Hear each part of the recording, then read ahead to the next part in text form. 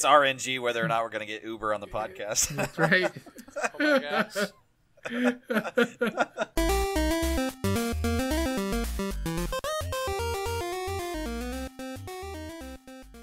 Hey everybody, and welcome back to 4-Player Co-op. I'm Gladys, and with me as always are Cryptic Panther. Hey everybody. Doing work. What up? And Uberyoutuber. As always, I'm here, guys. Yeah, Well, Hey, those are your words, not mine. You said as always. I mean, you got me on that one, I guess. The Beaten name is on a normally an I, technicality. but now it's the intro. Yeah. Anyways, we've been on a bit of a hiatus, but the boys are all back, and we're ready for gaming news. This episode's going to run a little bit differently than normal because we've got a serious discussion point that we anticipate will take up most of our time tonight. First off, we're going to catch up with what we've been playing as usual, and then we'll move on to the few news topics that we have before hitting our big discussion points. So, for me, I've still been continuing to play PlayerUnknown's Battlegrounds, which we will talk about later in the podcast. I also picked up Madden 18, and I've been playing more of the PC game Depth. Panther, what about you? I've played and finished Uncharted Lost Legacy. Awesome game, loved it. Had a blast playing it. Can't wait for more Uncharted down the road. And a little game called Destiny 2, which I've played pretty much. That's it for the last fucking week. Yeah. So I'm back into the Destiny world once again. The grind. And impressed. Back on that And- D. And Sounds like yeah. a waste of time. Okay, Phrase Work, it. what about you? Oh, Oh boy. Yeah, little game. Destiny 2. It's pretty Both said good. the same thing. Yeah, well, I mean, I typed mine out first, so there's that. It's great. I don't have that much time in it. That's one of my main gripes is I don't have enough time to play it. And I typed a bunch more stuff, but I won't bore Baker. I don't want him to fall asleep like one of his live streams. Oh, thank you. It's a great game. Everyone should buy it. Baker's It's a a good weirdo because throwback. he doesn't play it. All right, moving on. Uber, what about you? Yeah, time has been the issue as well for me. All these sports games coming out in the same week is really throwing a wrench into things. I've been playing a lot of PES. Been playing Madden 18.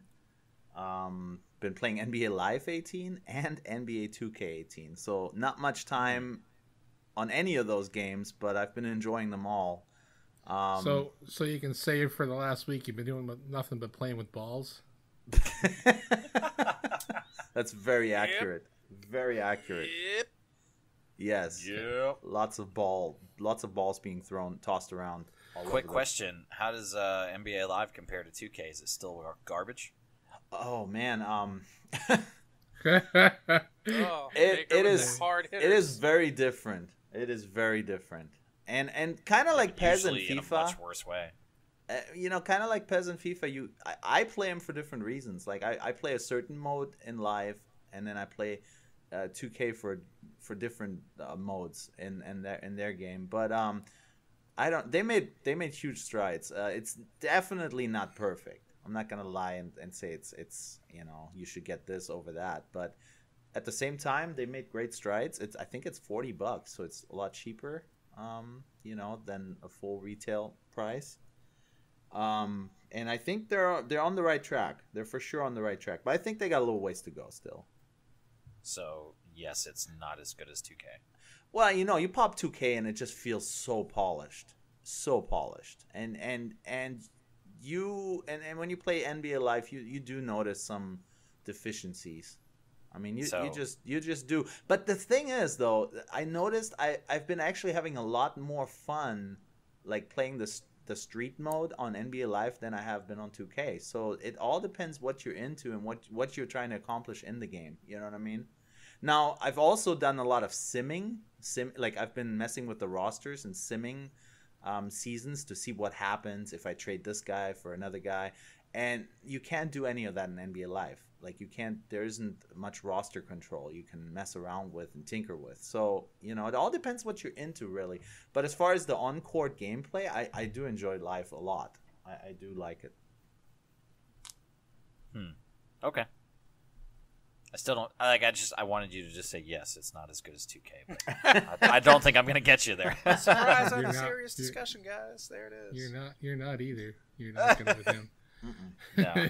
All right, so we'll move on then.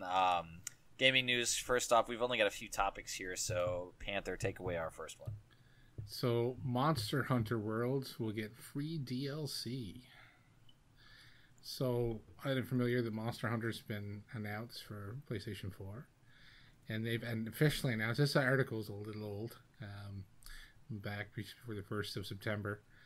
This article was posted. But yeah, they've come out and they said right from the get-go, there's no paid DLC. So they're planning extra content over and above the base game, and it's going to be free for everybody. So that's a big welcome, just to this day and age with season passes and paid DLCs and everything else. So yeah, Monster Hunter World will get I guess it was previous games that they've released. That's kind of been their forte is, the DLC's always been kind of free for them. So they're keeping that going, and they're going to release on a PS4, and everyone who plays it's going to have all the same content, which is nice. Love it. Maybe it's going to be a nice change coming now with Battlefront giving away free DLC. Now this game giving away free DLC. And Battlefield 1 switching basically to giving the shit away too. Yeah, they've changed their business model quite a bit too. So yeah, maybe we're going to see, and I guess I can't say this isn't the first company, because with Titanfall 2, their DLC is free as well. So we're seeing a little bit of a switch in the marketplace a little bit, but time will tell. Great. I'm happy. Like I said, when this game was shown, I was like, what game is this? I've never heard of it. People were freaking out. I'm like, I don't understand. What the hell is this game from? But apparently it was around Vita days. Was it Vita? Well, no, even far back to like PS1. Nintendo PS1. It's been a handheld game for years. Well, I guess it's not coming to It's not coming to PS4 only. It is coming to PC and Xbox One, but it was announced at the PlayStation conference. Yeah, it's been a while. I feel like this is the first like real big break for it, though. Yeah. Because I never really heard of it, to be honest, until I have, but I think it was it handheld exclusive for at least the past couple games? Yeah, it was. Am I right because that's where a lot of people were saying that it was from. I think 3DS or something. I don't know. Yeah, this game would look great on the Switch. Oh yeah. Oh fuck. How many micro SD cards can you hold them all? The graphics look pretty nice. It might be too big for it. Yeah, you need six. You need 6 micro SD cards.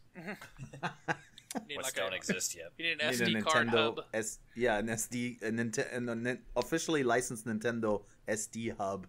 That's right. Yeah, that you carry along. Ports. So you can plug them all in, and that way you can just read off the next one on the list. It's like a little exercise band to hold your iPod or your phone on your arm. I think the SD hub will be plugged into your phone actually, and then it's going to wirelessly transfer the data to the Switch. Yeah, that's easy. Straightforward. Anybody can do it. You can plug your SD cards into your headphones or your phone. All of these are plugged into your Switch anyway. Might as well plug it right up your ass. New boom microphone with inline SD card slot and volume control. Yes. and phone charger. Yeah, that's right. Oh, man. And a micro power generator to power all this shit. That's right. 2,000 milliamp hour battery inline. 600 feet of extension cord. Switch compatible 30 amp extension cord. Not included. Sold separately. Stupid ass Switch. Oh, fuck. It's too easy. Oh my gosh. But it's so real. Oh my gosh. And so sad. Anyways, good on Monster Hunter. This has been a game that I've known the name of, but never really looked into, just because it was in the handheld market. So I knew there was no chance of me picking it up. But now with a wide release on current modern consoles, obviously I have the capabilities to play it. So I might pick this up. And free DLC is always welcome, for sure. I'm interested in it. I've watched some of the gameplay videos and stuff, and it's something that seems like it could be fairly interesting. And apparently there's some co-op playing as well in it. So. Yeah, so I'm definitely, it's on my radar for sure. I can't wait to see some more and hear some final information on it. But yeah, free DLC. I've always associated it with like Pokemon and just never given it a chance. Maybe that's what. Yeah, same thing. Yeah, I've never made that association. I don't think. Well, I mean, coming up, I had friends that played Pokemon, and those were the same friends that played Monster Hunter. So I guess just using coming up and Pokemon in the same sentence is hilarious. Just being like kid racist. Accurate on what's happening right now. Video game racist. Oh yeah, things are coming up. Phrasing. Yeah. All right, moving on to our next topic here. The Atari making a comeback in a different way. Talk us through that. The Nintendo Switch killer. Whoa. Atari has announced, unveiled a new console to come, but they also have announced a 2600 style, or Nintendo Switch style, little handheld home console hybrid device that's based on the Atari 2600. The price has been revealed, at least in the UK, at, what was it, $35.99 in the UK, so I'm figuring that's probably going to be about $40 US, $39.99. Looks pretty straightforward. It has 50 games preloaded onto it, all your classics, Pong, Centipede, Millipede, etc., etc. No SD cards needed. Nope, no SD cards needed. Has a 3.5 millimeter AV output on it, so it's probably going to be RCA. Looks like the batteries are replaceable. It's got this chintzy little one Phillips head screw door on it. Probably runs on a couple of AAAs or something. Yeah, AAA batteries. Key fob. It's got a 2.4-inch screen. Yeah, it's like a cell phone from the 90s. Yep. Yeah, pretty much. But I mean, I don't know. You guys think they're just trying to get in on some of the retro craze? Oh, for sure. Like get it while the iron's hot, so to speak. I think so. And there's certainly a market for it. With the past two, the last Nintendo retro console that they did and the one upcoming, there's been a huge market for it. Yeah. So that's for Nintendo, which, I mean, it should pretty much be without saying that's got the stronger catalog of things to play. Atari is not really quality gaming as far as from what I remember, but there is still a market for retro games, absolutely. And honestly, this price is extremely fair because these old games you're paying less than $1 each, and for those games, I'd say that's current value. Yeah, dude, man. If I was like a 10-year-old, this would be a bitchin' thing to pull out of my stocking at Christmas time. Totally. Yeah. And then there are also, I mean, people like us who played some of these games growing up. It's kind of got a nice retro feel to it. Wood grain finish. But sometimes, you can't always go back though. Yeah, I mean, it's one of those novelty items, right? You'll pop it in, and you're like, oh yeah, I remember this game. All right, now I'm gonna play Destiny 2 again. Now I remember how bad video games were back then. Yeah. No, but for me, this is kind of scratch an itch. If I'm, at work, like I take hour lunch breaks, and it takes me maybe 15, 20 minutes to eat. So I just stick around on my phone for the other 40 minutes and play with myself. So if I had, an Atari handheld or something, I could kill some time playing Pong or Centipede or whatever. Yeah, you could definitely. Take a break from Pornhub. We've had two startling revelations here in the last 5 minutes, audience. Number one, if you've eaten any baked goods while Baker has made it work, you've probably tasted his dick. Well, I mean, two out of all penis the games, cakes is my main market here. So I mean, are you surprised? No, this is well, I'm not, but our audience, both of them, they might be. So True. And secondly, out of all of the games that Uberyoutuber could have went to, say he was going to go back to playing, he said Destiny 2. Just throwing that out there. Yeah. All the games. That's definitely the less important point. He went with D2. No, I think it's a very important point. Just trying to stay relevant. It's a keyword. It's a buzzword. No, but I think the value for this is great. I think Atari is smart for not pricing this extraordinarily high. Yeah. And even comparatively to the Nintendo throwbacks, this is cheaper, arguably you get more, at least potential content. Now, obviously, these games were much, much more simpler.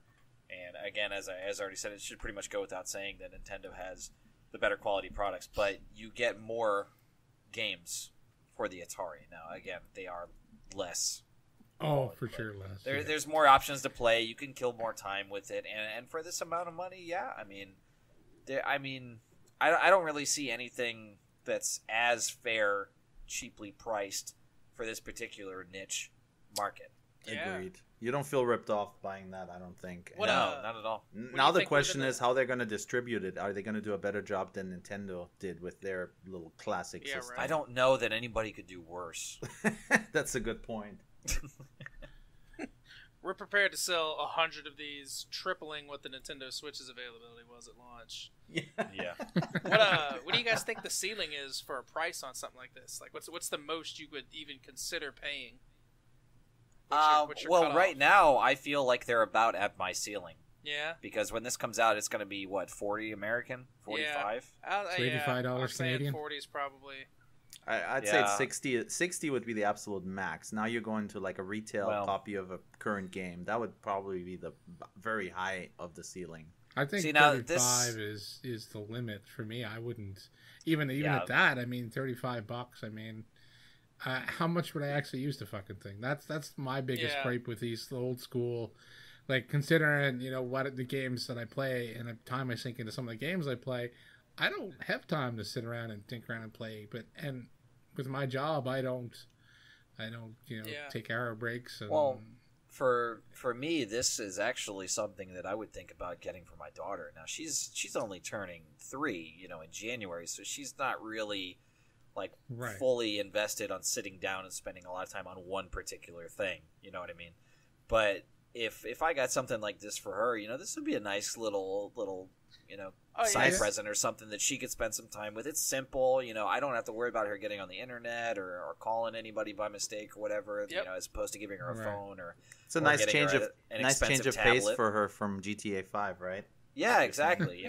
Like I've been trying to cut back on her murdering sprees virtually, and the Atari is a good place to go with that. It's a good device to kind of introduce her to gaming. Yeah. Start her off at what could arguably be, the beginning of modern gaming. And, these games are simple enough for her to understand and everything. So I think that's going to be probably the biggest drive if I do buy this is to see how my daughter interacts with that. That's a great point I haven't even thought about because, I have the Switch and oftentimes my son tries to play, Splatoon or ARMS and he's 5 now. But I got to tell you, like, even the Nintendo Switch games, aside from Mario Kart, where you just, a button for gas and a button for brake, some of those games are still too complex for him to games really. Now are very complex. Yeah. And as simple as Splatoon looks and stuff, it's still he's 5 and he's just not there yet. So you might be right. This is a good way to introduce your young ones to games, non-violent, simple, and fun, family fun.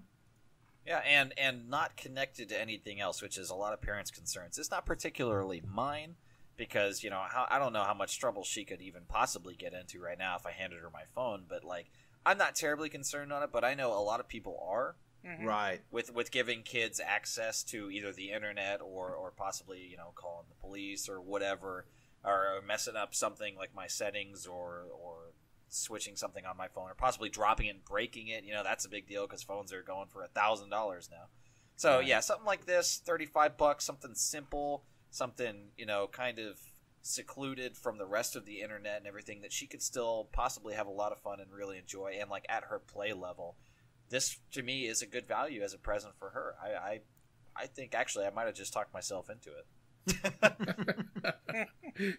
Here you go, folks. You actually witnessed someone twisting their own arm to buy something. Yeah, well, I mean, not really twisted though. I do think that is a good value for the 50 Atari. Yeah, games. I mean, like I said, $35 would be my limit too. And I mean, even for me, I don't have kids, so it's something that wouldn't even cross my mind. But it's a good point. Maybe I'll buy it in front of my. Well, glad to bring a different angle to you guys. There you go.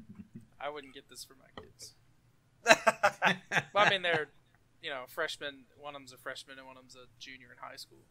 Oh yeah, they're killing hookers in GTA 5. Yeah. What are they going to do with Pong? And in real life, Pretty much. America. All right, moving on here.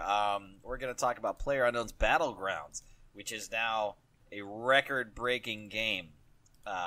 Pretty much had been on that trajectory already, but it's now official. It has set a new record for the highest number of concurrent players for any game ever on Steam.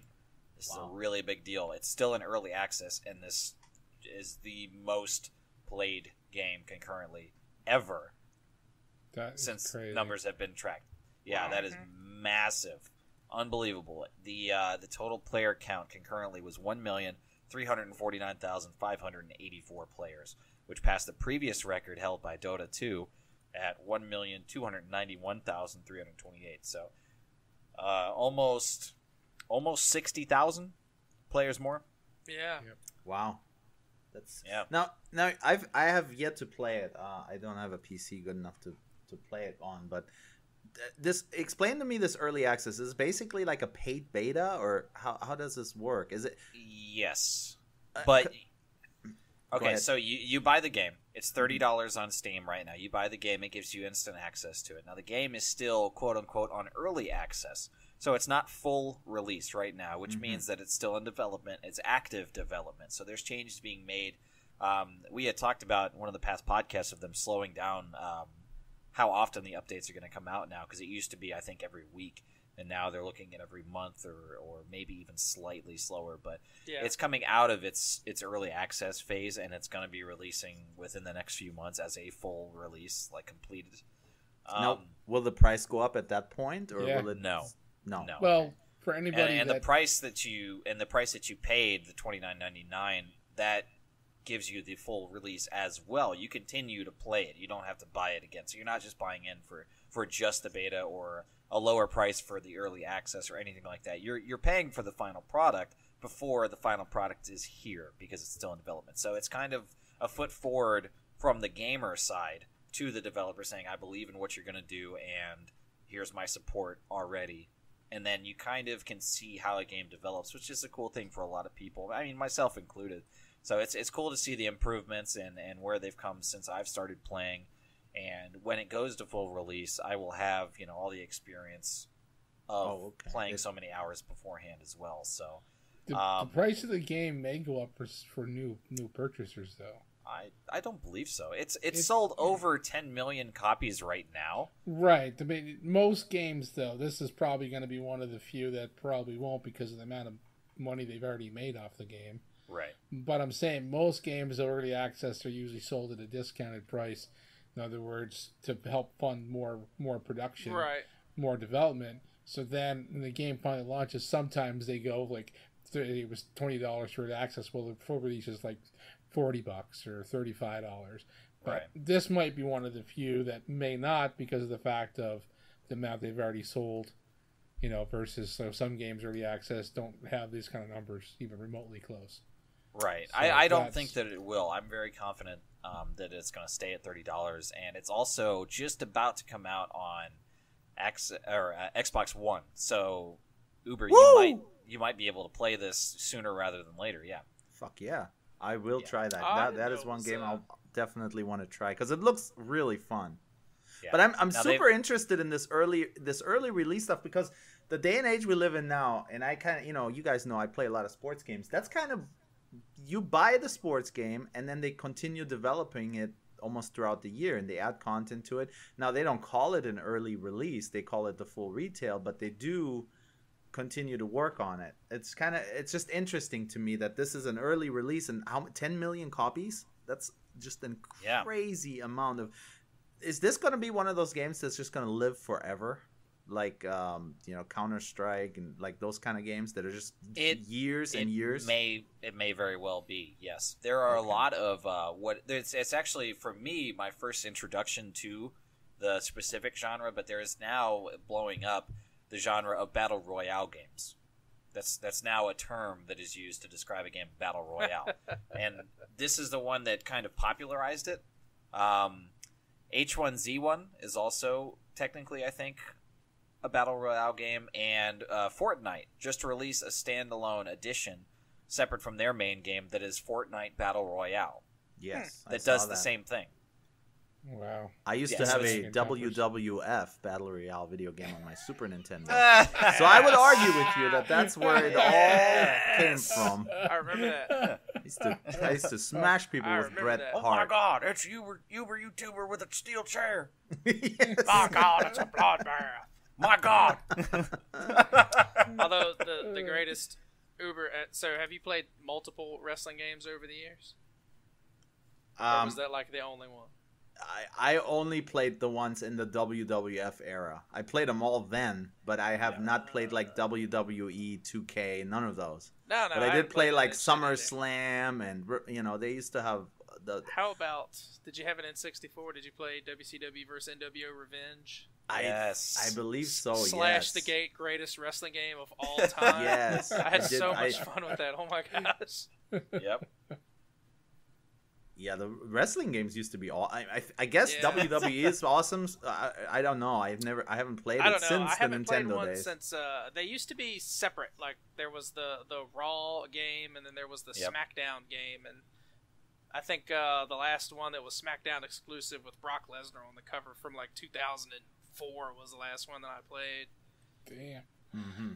It's been a while. I've seen the odd video online. I mean, it looks like you can make pretty crazy looking characters and shit. But I've been out of wrestling for so long that I wouldn't know 3/4 of the fucking wrestlers. So that's a big part, right? That's a big part of these wrestling games. You need to know I don't know if it would. Yeah, I don't know if it would work well with me, but so I've seen some videos and it looks like some people are having some fun. So I don't know.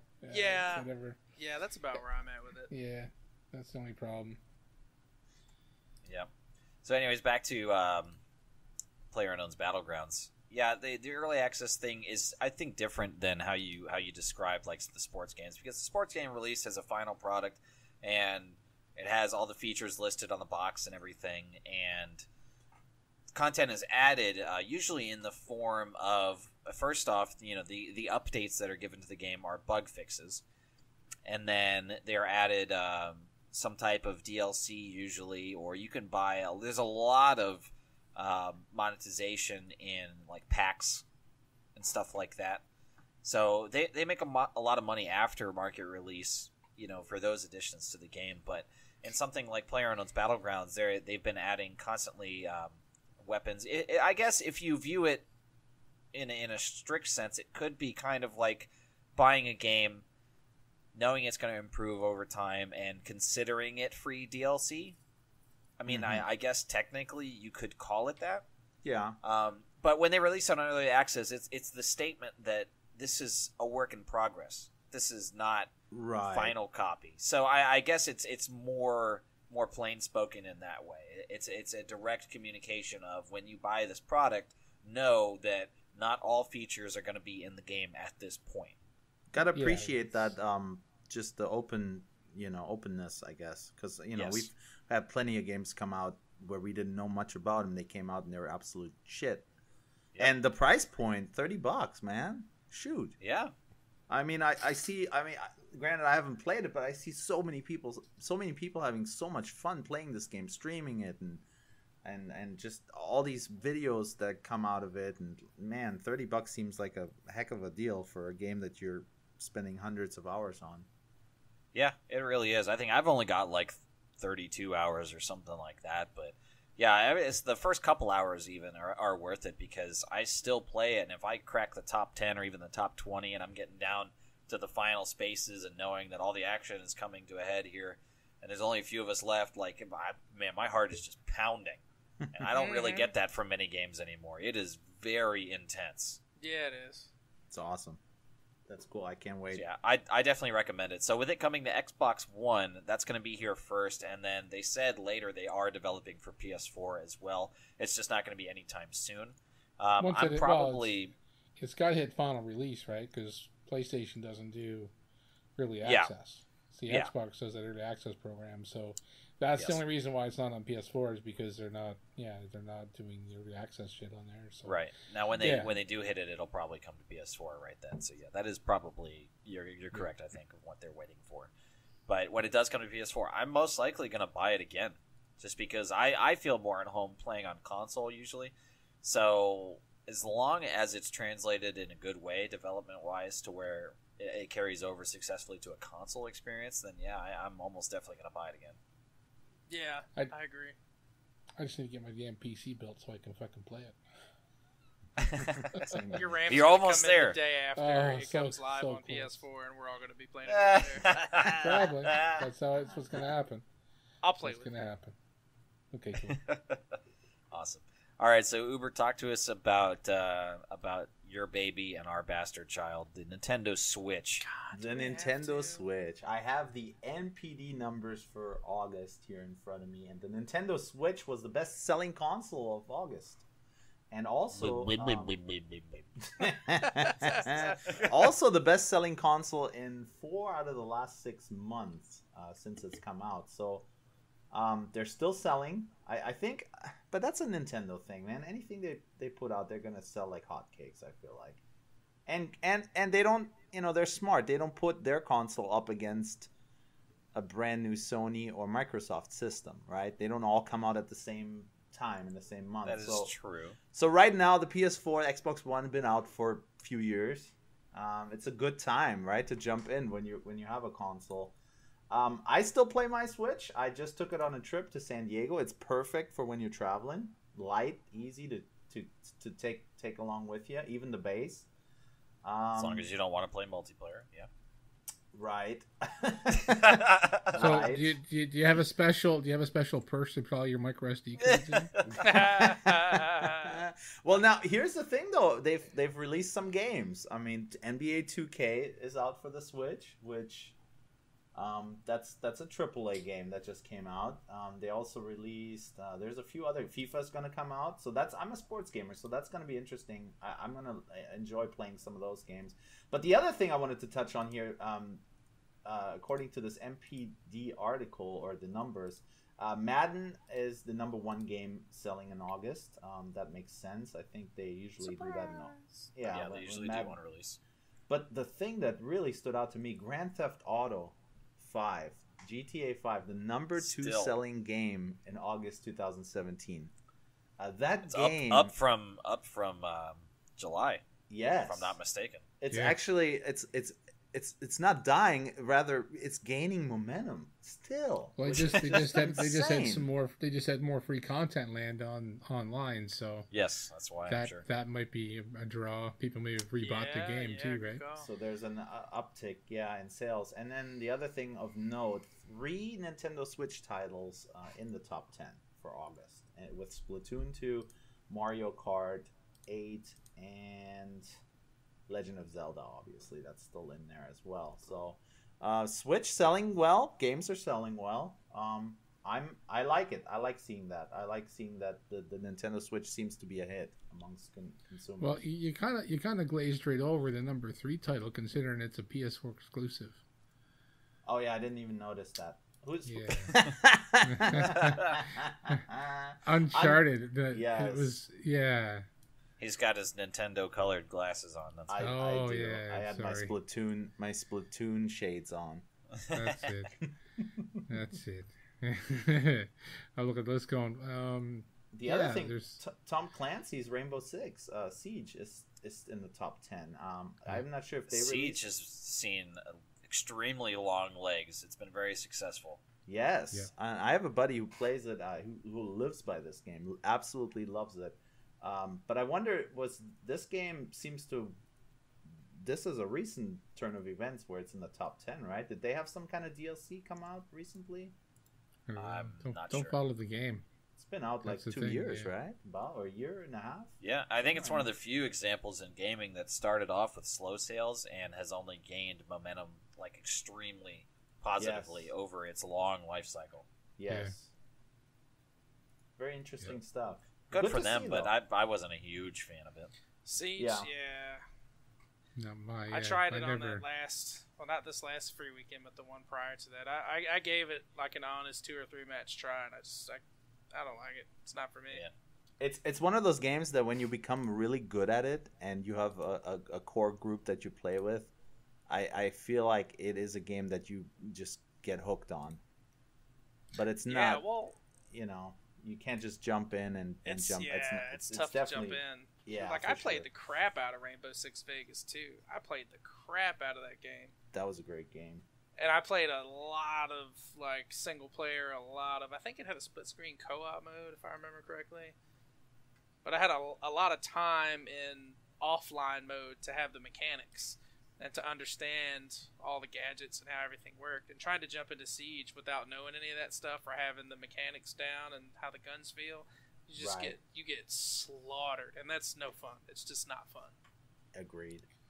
No, the learning curve, especially when you jump into a free weekend, because you're, all the people, it's feeding on the noobs, right? Yep.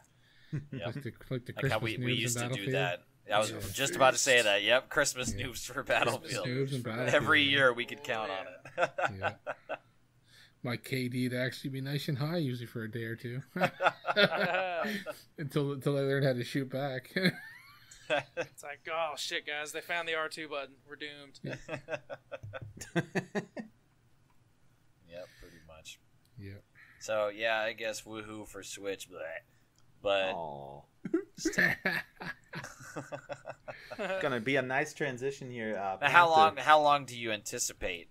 How long do you anticipate the Switch being successful? Well, at least through this holiday season, I would think, right? Yeah, I think it's gonna die after that. If the supply keeps up, if they keep the store shelves stocked, I would think it's probably gonna it probably will be the top selling console for the rest of this year, I would think. Unless Sony comes out with some crazy bundle that people are just gonna snatch up, but I think the Switch is probably gonna dominate the rest of this year. But then when the Scorpio drops or whatever, it's not fair to say the Switch is gonna dominate because no one's been able to fucking get one up until now. So that's why their numbers are big now, because they've fucking been shorting the market to drive up demand. And if anyone listens to my rant on my channel, they already came out and said that they can't even guarantee they're gonna meet demands for Christmas, like fucking 3 months early. Yeah, but is that a hype statement? Is that just to get people, run into the stores? It's part of their marketing scheme, yeah, I think. That's I typical totally Nintendo. Think Their tagline is we don't ship consoles.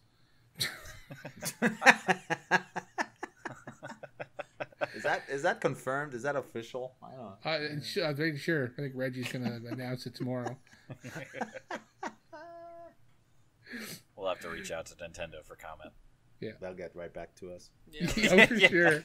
Once they see we're from the podcast, yeah. Sure. Oh hell yeah! I got some hookups over there. I'll reach out. Let me send a text.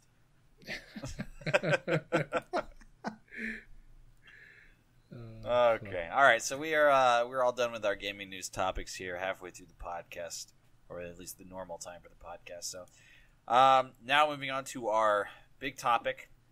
Our serious topic, and before I'm going to have Panther lead us off. Before he does, I want to read something just very shortly to you guys. The definition from dictionary.com for the word gamble. Verb, used without object. Number 1, to play at any game of chance for money or other stakes. Number 2, to stake or risk money or anything of value on the outcome of something involving chance. Seems pretty clear-cut to me, just saying. Our topic, which we are divided on, is game monetization of loot boxes. Panther, let's roll. Yeah, so it's been a hot topic. I wanted this discussion a while ago, and we're finally going to get down to it. It's podcast divided because me and Baker are on one side and Uber and Doing Worker on the other, the wrong side. But there was two articles. There was 2 posts on Reddit, and I'm going to link them and this article I found just the other day. I'm going to link them in the description as usual. But one of them from Reddit says, should we be concerned by the fact that more and more games are being monetized through increasingly devious gambling mechanisms that target people with personalities prone to gambling addiction and children? I can't per se the end of that word, targeting people with personality issues and prone to gambling and kids, but targeting the gaming world, and I mean kids are included in that in some games.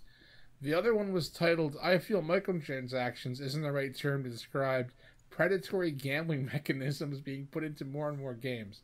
So right off the bat, the first 2 posts from Reddit are just basically out and out calling out developers or publishers, because we can't say it's all developers, right? The publishers have a stake in a lot of this too.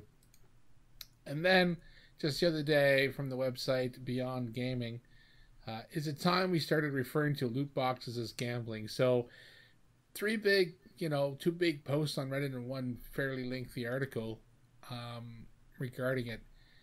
Microtransactions in a whole, I don't normally have a problem with, as long as it's not a pay to win.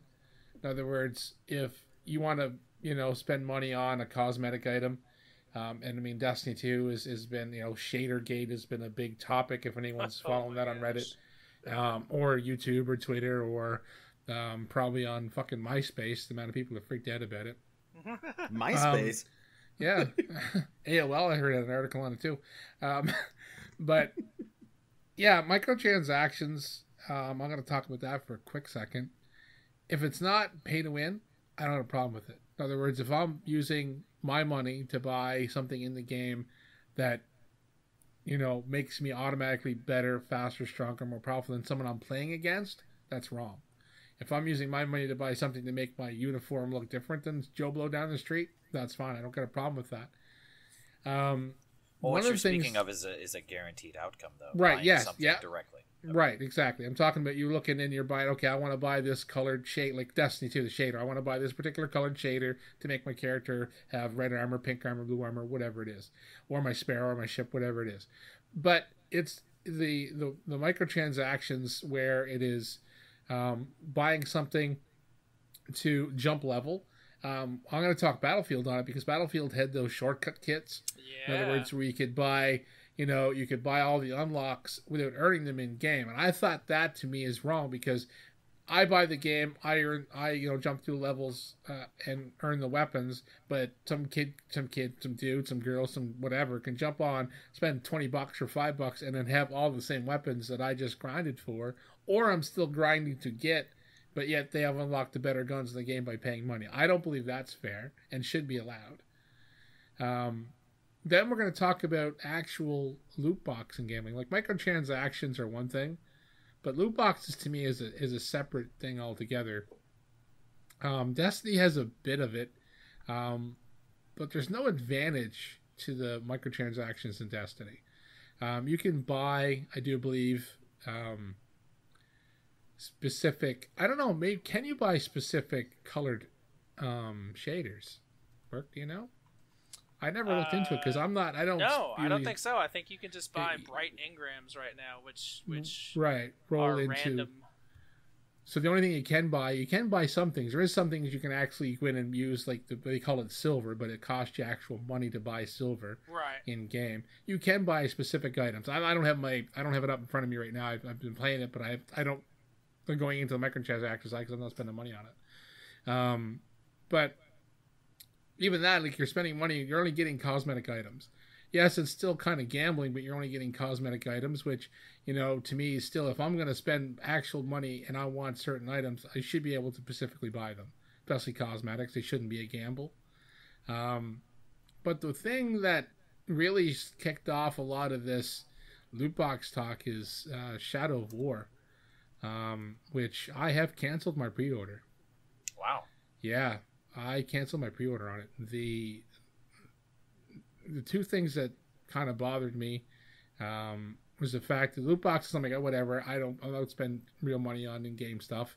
But the fact that you can actually, in the loot boxes, randomly get specific characters, only able to get them through gambling with loot boxes. And you can get loot boxes in-game but by earning them, or you can buy them. And then I'm like, oh, whatever, who cares? It's single player. Then they announce a multiplayer add-on. So the people that, it's going to be, oh, well, I want a better multiplayer experience, so I'm going to buy these loot boxes, which in turn is where we're going to come back to the term of gambling, because you don't know what you're buying. It's like buying a lottery ticket, buying a scratch ticket, To me, it's getting to the point now where it's over fucking bored. I mean, microtransactions for cosmetics, I don't care. If you want to spend money to have, a pink fucking helmet, don't give a shit. Spend the money. It doesn't bother me. You spending that money is going to fund the next game for me anyways. It could potentially fund some free DLC. Look at Grand Theft Auto. They have shark cards where you can use real world money to buy in-game money. That is why we continuously get free content in GTA, because the amount of money that is spent. Yeah. Would blow you away. I'd like to see their numbers. Yeah, in a year, especially over the amount of time. Because the amount of in-game currency it takes to buy anything is just astronomical. I watched one YouTuber. He spent $50 in one of his videos just to buy one fucking plane in the new DLC. 50 actual real world dollars. You know, like that is. I'm sitting there going, holy fuck.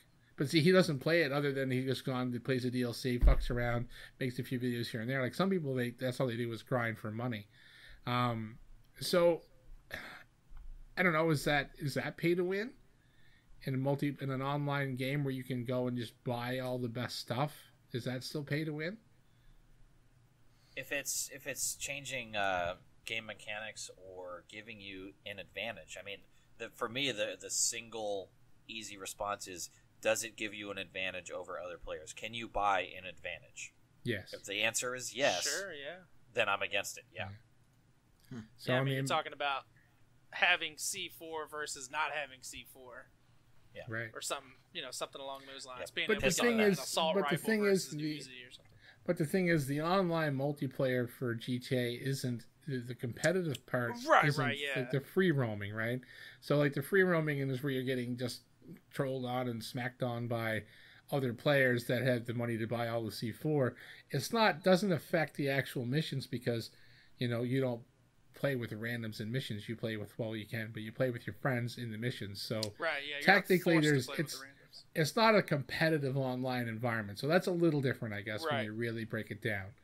It is buying an advantage, but you're playing in a public lobby. You're not playing in a competitive style where you're winning and losing money or rounds based on their money. So I guess we can say GTA is not technically pay to win.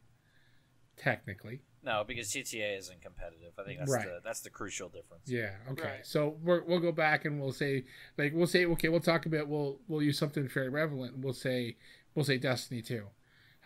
Okay. So one of the guns that you have to you have to beat certain mission in the game to get this one gun that's the best gun in the game versus I can jump online, spend $20 and I can buy the gun. And then you can go into the competitive multiplayer side, the PvP, and have the best gun in the game before anybody else, or just by buying it. That I don't agree with. It doesn't happen in Destiny, but that type of game model I fucking hate, and it needs to stop. That's the problem with free-to-play games, because technically they're not free-to-play. Those are pay-to-win. Right. No, they're free-to-play. They're not free-to-win, though. They're pay-to-win, as you said. They're pay-to-win. So free to lose. Yeah, there you go. That's right. Free to lose games. That's what they should be called. So the big thing with another thing with God of War, Shadow of War, the reason that I canceled mine was the whole debacle about the donating money through the paid DLC for the fellow that died of cancer. I half-assedly defended them on Reddit because people were saying that they were talking. They said, Warner Brothers set out to make money off this fella's death. If anyone's not familiar with it, one of the game developers for the game, he passed away from cancer. So what they were doing is they were making a DLC character that you can buy day one, and the money was going to go to the family. Well, it was found out that only money spent in the United States was going to charity. So anyone outside of the United States that bought the DLC, the money was going directly to Warner Brothers, or the game developer as well, so probably the publisher. And also not every state was involved. There was like 7 states that do the laws or rules for their charity stuff in gaming or whatever it is. There were 7 states that their money wasn't even going to the families. So like 40 some states, and that's it, not even counting the rest of the world. So a lot of people were up in arms over that. And I was like, well, right off the bat, people were jumping down their throats saying it's like, they're profiting off cancer and someone's death. I said, I don't think they probably set out to do that. But after the more and more I read about it and the more I looked at it, that's one thing that, and along with the paid loot boxes, turned me off from Shadow of War. Really disappointed. I canceled my pre-order. But, yeah. The whole thing with this loot box is it's getting at a hand. And, I don't know, I mean, pre-podcast, I had to rein in Uber and Baker to curb their discussion before we get into this. So, we were more geared on discussing the gambling aspects, not necessarily microtransactions. Those are two very big topics, but right. But there's still, it's still microtransactions, or loot boxes is still loot boxes are technically microtransactions, right? Technically, yeah, but it's a very specific aspect of a microtransaction. Right. Yeah. True. Right. So. Yeah. So I want to hear it because you've taken the reins so far in the beginning of the discussion and made your points and what they are. I want to hear from Work or Uber in their responses before I say anything. So one of you two guys volunteer up. So many thoughts on this. Let me, before you take off, Uber, I just want to read the definition of gambling as presented in the article on Beyond Gaming, because it's a little bit different, because we're talking about a verb versus gamble itself. It says, is the wagering of money or something of value, referred to as, quote, the stakes, on an event with an uncertain outcome with the primary intent of winning money or material goods. Mm-hmm. Now, I have a point that goes along with that, but virtual game gambling, I would like to. Is what you're going to say? Nope. No. Okay. Go. Nope. I would like to hear what Uber has to say. Oh man, so many thoughts. So. The way, and you guys know, I have a lot of experience with microtransactions. I mean, it's a lot of my YouTube channel. Like, the biggest game that I play incorporates microtransactions, and it's quote unquote a free to play game. Yet there's microtransactions to. You guys still here? Yes. Yeah. Oh shit! We're listening intently. Sorry. Yeah. I dropped something here. Sorry. To get back to that, it's based on microtransactions. There's a lot of them in the games that I do play. Now I look at gaming. It's a hobby, right? Sure. It's a hobby, just like any other hobby. Racing RC cars or whatever it may be. Now, if there's an entry level model. Usually in whatever hobby you might be into, whether it's racing cars or flying drones or whatever you might be into. And then there is, you can spend money to get better equipment, better stuff, and kind of enjoy the hobby more. And I look at it the same way in gaming. Free to play game, you get the base game for free. Now, if you want to do other stuff in the game, or you want to advance in the game, or you want to have in sports games have the players that you are really into, you might have to pay an additional fee to get those players. Now it all depends how they're packaged, right? Is it going to be something that you're going to get by chance, or is it going to be something that you're going to buy where you know what you're getting? Right. That's the specific point. Right, and that's a little bit of a gray area, right? Kind of where in gaming. Right, in gaming. I mean, you are playing a game, and part of the game is maybe the excitement to not know what you're getting, right? That's part of the game. So, developers dress it up in different ways. Loot crates, boxes, packs, whatever it may be. Now, you do kind of know what you're getting. You are getting something for whatever you are buying. You are getting, a certain amount of armor or gear or player card. You do know that you're getting that out of the loot crate or pack or whatever you may be purchasing. Now, you may not know specifically which armor or player card or shoe or whatever it may be you're getting, but you do know that you're getting this many weapons and this much armor, and so to me, you do know what you're getting yourself into before you spend money on this. It's not just a spin of the roulette wheel where you could lose it all, walk away empty-handed, exactly, or come away with a win. No, it's not in any of the arguments presented. I have to respond real quick and cut you off for a second. Sure. None of the discussion points or conversations or ideas that we have about this topic from either side ever say that you will lose everything. It's not gambling in the form of physical gambling. You get nothing out of it. But if what you get is of zero value, that's the negative possibility. But who defines zero value? Who defines zero value? That's right. That's kind of my the thing. user. For example, Uber, if you play a basketball game and you open a pack and somebody has a 12 rating out of 100, that has zero value to you. Correct? To me personally, yes.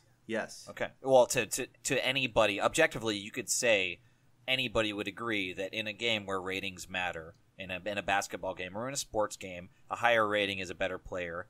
Objectively, those people want better players. Objectively, you could say it as a fact that people buying these packs want better results. Correct?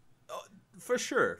However, not player getting them is a negative outcome. It would be useless to get somebody with a rating under 20. You would never play them. Well, see, the games I play, for example, you get a player that's ranked 60, and you can't use them to play with because maybe your team is advanced enough to the point where you may not use them. However, the games that I play, at least, they have an incorporated feature where, for example, you can trade those cards in now to get something else. So they're not completely useless. They're not zero value. I mean, they still hold some value. Maybe not the value that you were hoping for, but that is the chance you take. And I equate it more to a chance-based thing rather than a gamble, because when I think gambling, I think casinos, I think sports betting, I think of potentially walking away empty-handed. That, to me, that's the term gambling in my eye. That's just how I know it, because when I go to the or to the fair or whatnot, and I throw the darts at the balloons, I don't really consider that gambling. I pay $5 to throw 10 darts, and I may hit 3 balloons. Now, granted, that might be somewhat skill based, but the claw machine. Mostly skill based, I would say. And for me, that's the difference again, though, is that if you spend money, if you spend your value, your currency on something with an unknown outcome, but the chances are usually as such that the majority of the time you're not going to get something of value. That's the house that's stacked against you. To put it in the Vegas gambling terms, which we think of as actual gambling, it's rigged almost in the exact same way, is that the house wins. They get money. Obviously, if they didn't, get more value to them than what's given to you, then there wouldn't be these systems. They prey off people by getting money for stuff when most of the time there's not a positive outcome for the people buying this. That's how these systems are built. That's how for thousands of years people have gambled, and why gambling persists is because the house wins. Video games are a gray area right now because it's emerging technology. It's not something that's been around for thousands of years as we know it. Virtual gaming, obviously, I'm talking about. So this is, as you said, a gray area. The important discussion that we're having now, and not just us, personally in this podcast, but us as gamers and developers and everything, the discussion that we have to have now is, does this definition have to change? Does it have to evolve based on things that are happening currently? And Panther and I agree that yes, we think that it does, that having people spend real money for an unknown outcome that's mostly going to be negative or not what you're searching for or not of value to the player or comparable value to the money that you're spending on it.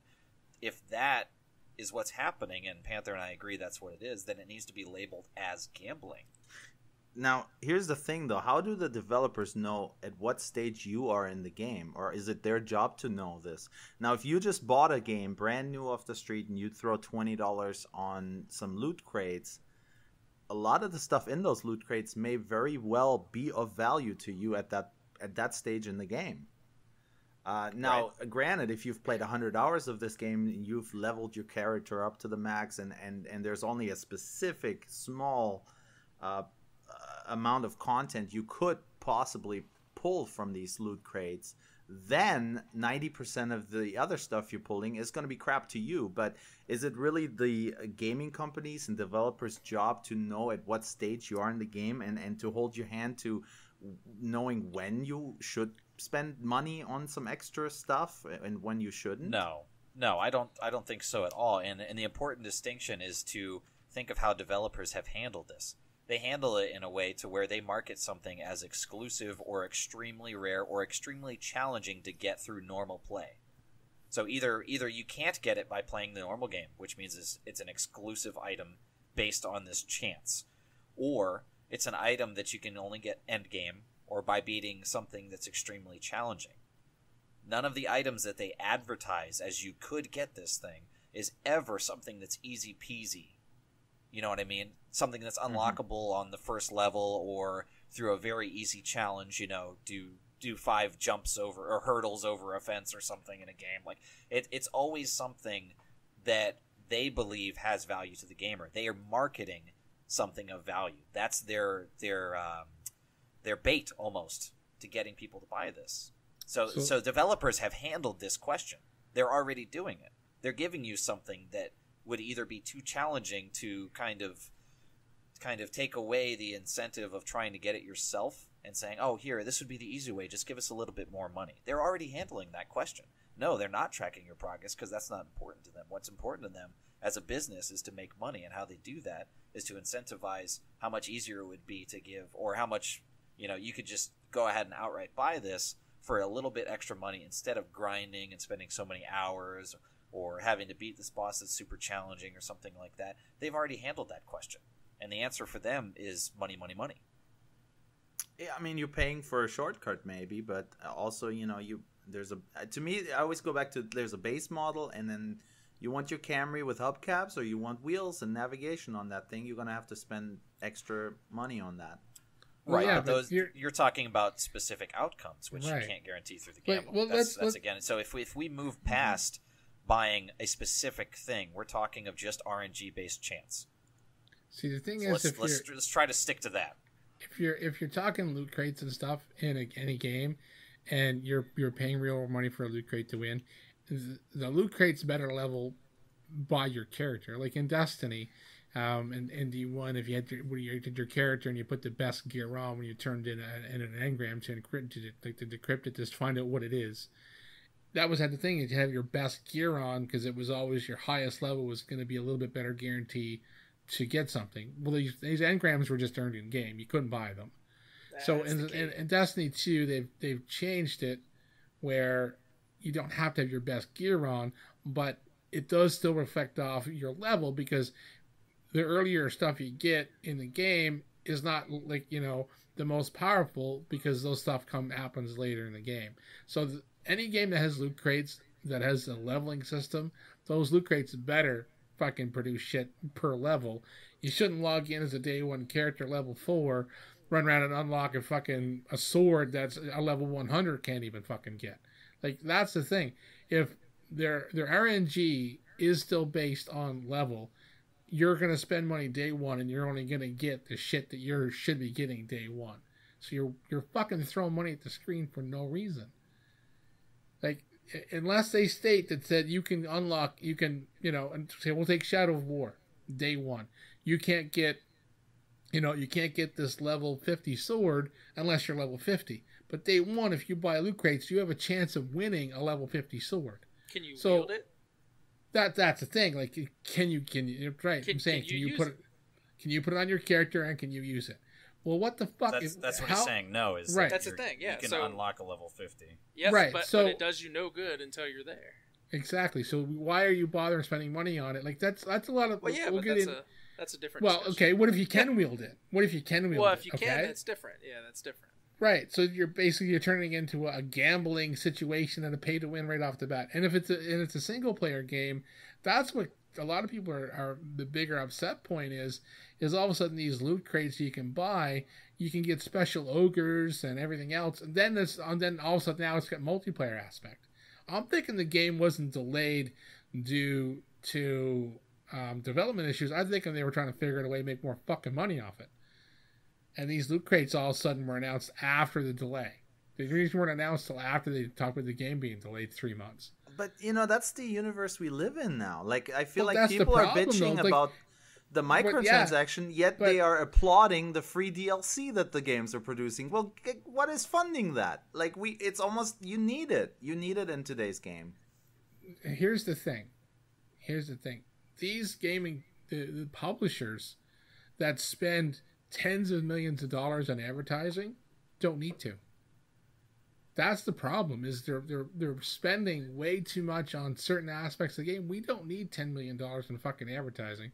I don't need to log into YouTube and see the same fucking 6 PlayStation or Xbox or whatever fucking gaming commercials repeatedly on every video, because I'm once the game's announced, if it already has a following, new games are a little different. New games are different, but like, every time Call of Duty comes out, how much fucking money does Activision waste on Call of Duty advertising? So then they got to put fucking microtransactions to make their money back. Oh, you got to buy a pink fucking gun. You got to buy this. You got to buy that. Like, the thing is, there's funding of games and microtransactions that are not random and or not pay to win. I don't have a problem with, because I'm not the one spending the money. But having the chance of unlocking, like the same as buying packs in MLB, you can either take your money, you can buy a bunch of packs and hope to unlock Mike Trout, or you can take your real world money, buy in-game currency, and just buy Mike Trout. Right? But I'm saying it's still, to me, that's pay to win, and that to me in a fucking full retail game is wrong. Now, here's the thing, though. That isn't a very specific game mode. That when you're getting into that game mode, you know what you're getting into. And there's that. There's people. I mean, my community especially. That's the game mode I love. Like, those are the game modes I love playing. So, right. There are the vast majority of my community on my channel are free to play players who grind their ass off to get a certain player. Now, I buy packs. I'm not going to lie. I buy packs to get some of these players. But a lot of people take pride in not spending a dime on it, too. So there's like a game within the game almost. You know what I mean? I get it. I mean, like, when I was playing MLB, I love playing all the games, getting all the packs and opening. I mean, it's an exciting thing. I used to buy a lot of hockey cards back in the day, man. It's a fucking addiction. Right. So now the thing is, like, to me, if the whole MLB The Show was based on this Ultimate Team / Diamond Dynasty mode where, yeah, you're a free-to-play player, you got a bunch of crap players, and you go online and you just face nothing but stacked teams, if that is the whole game, I would have a problem with it. However, the whole fucking game, though. Well, no, I mean, you pay $60, you get MLB The Show, you get to play Road to the Show, you get to play franchise, whatever you want to play. If you're saying now, this is just one game mode within the game. Now, to me, the $60 is the base model of the game. Now, if you want to branch out from that and play this card collecting game mode, that's a whole nother wing. And to me, here's the thing: I think they should break off. They should almost. I was just gonna say, why? Well, why do I gotta pay the fucking $80 or $90 in Canada to get all the game, but then I don't want to spend an extra $3,000 fucking dollars for Mike Trout and go online and get fucking destroyed every time I turn around? Playing online, if you want to play online. The worst thing is that people can pay to have the best team. And I don't have that kind of money. Some guy that's sitting at home just won the fucking lottery. I'll buy every fucking goddamn top level player because money's not an object to me. Right. That's the thing. Like that. And how is that? That's the problem. Another problem I have with games. I mean, pay to win, microtransactions, loot boxes. Like, there's so much of this stuff that a lot of people sit back and say, oh, well, what are you going to do? Until the gaming community in a whole stands the fuck up and says it's got to fucking stop, it's going to keep happening. It's going to get worse. Next, you'll be paying full price for a game. Then you're going to have to pay. This is the shit that this is stuff EA and Activision have been shit on. Now Warner Brothers have been shit on by fucking everybody because they're paying full price for a game, but then all the DLC, they divide the player base. Or microtransactions is like the big key term now. It's got to stop. I mean, I understand, like, they have to DLC for games so they can afford to develop stuff. I know there's a cutoff there somewhere. There's got to be some type of a middle ground or some way, especially in like Battlefield in a multiplayer game, that when they give out maps, that's great. Everybody can play them. But then if they pay DLC, not everybody buys it. So then half the player base is on old maps and half the player base is on new maps. So then the game you divide dies. The community. Right. I mean, I agree with that. I agree with that. So there's a fucking fine line, because how do you still fund content without DLC, right? Without paid DLC. But as long as people pay for this kind of stuff, do you really blame them for doing it? I mean, and to me, I actually enjoy it because, you know what? I'm not a kid anymore. I like a little juice on the line. I like it a little bit. You know, I like there's I like the right. fact of having a chance to get something, and it to me that is part of the game. Unwrapping a new bundle you're the market, or kit. That's you are the person that they're catering to when they build the system. They get money out of you for this. Right, absolutely, 100%. But there's so many other people that are playing the other game modes within these games, or I feel like you're not forced to ever spend money or to indulge in the chance of getting something in any of these games, really. You're absolutely correct. You're not forced to, but the dividing line for me and why I take a strong stance on this is, could my experience be negatively impacted from other people doing this? And in some games it is. Yes. Mm-hmm. That's the very important distinction, is that it does not, I cannot even voluntarily isolate myself if I want to play this game from people that have taken advantage of this system and thrown money at it. And that's what these businesses want. For me, it's a predatory gaming process. Yeah. I don't like it. And it's just, and I mean, even still, well, if you look at mobile games, I mean, we talked in one of the previous podcasts, me and Baker made a comment that we were playing a mobile game. I deleted it like not even 2 days later because I mean, the game was fun, but every time you turned around, well, I have to wait an hour and a half to get this thing unlocked to play it a little further, or I have to, I can't play any further for 3 days because I gotta wait for the timer to get more gems to buy. That it fucking sickens me. The game was fun. I'd rather pay like $3.99 for the game and have it just so I can play it, instead of having to wait or to spend money to buy in-game currency to allow me to play. Like that is, but that's why now was it a free game that you downloaded? Yeah, right. Now that's my thing though. It was a free game, right? That but you got enjoyment out of for free. Like, what do they owe you? They don't owe you anything. They already gave you an enjoyable experience. Right. I never said they owed me anything. But the fact is that I couldn't just purchase the game for like $5 and then just play it whenever the fuck I wanted to. I had to play it based on their time limits, or I had to spend money to play it. That's the problem I have with all mobile games are pretty much like that, right? Not all, but most. Well, and as I made the term a while back of free to lose, Uber, this specific game, it's a golf game. So different clubs have different abilities, and you level up the clubs based on collecting cards. Like, you can collect like 10 of the club, and then you can upgrade it. The next upgrade is 20 of the club, etc. Are we talking Golf Clash? Yes, Golf Clash. Oh yeah. So do that immediately. It I'm takes on time. it like Blue Bonnet. Yeah, it takes time to upgrade these things, and in order to speed up this process, you can buy different packs, and you can buy chests. Is the term that they use in this game? So you can buy. Essentially, you can buy upgrades to speed up that process. Now, for me, I'm still in the beginning bracket on this, so I don't have extremely good clubs. And the better clubs are literally better results. They can drive farther. They're more accurate. You can get backspin to the balls. You can even buy specific balls.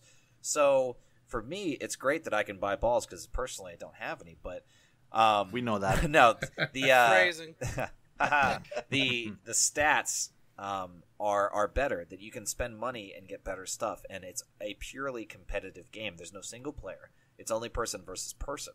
So somebody could spend $5, have incredibly great stats, and me just trying to enjoy the game, shoot a couple holes while I'm on lunch break or whatever, I could lose time and time again.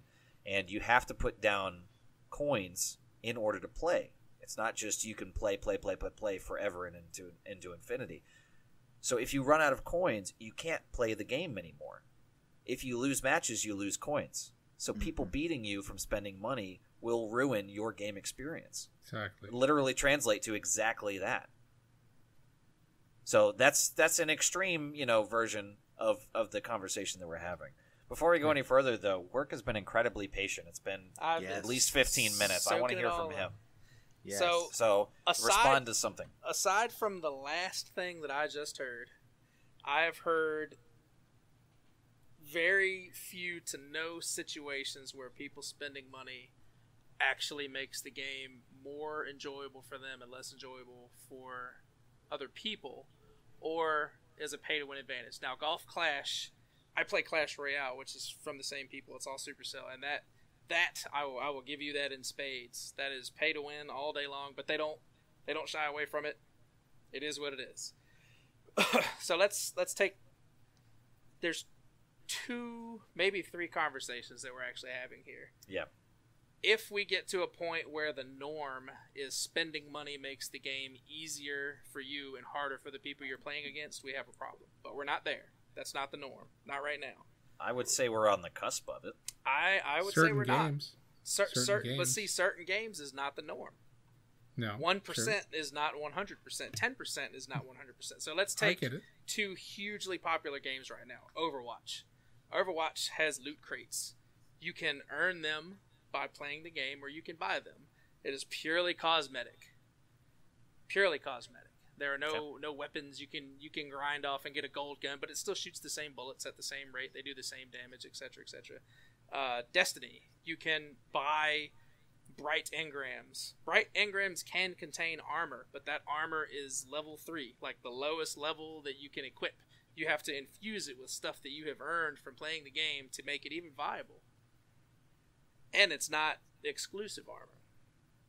So those are 2 examples of microtransactions that... Are they gambling?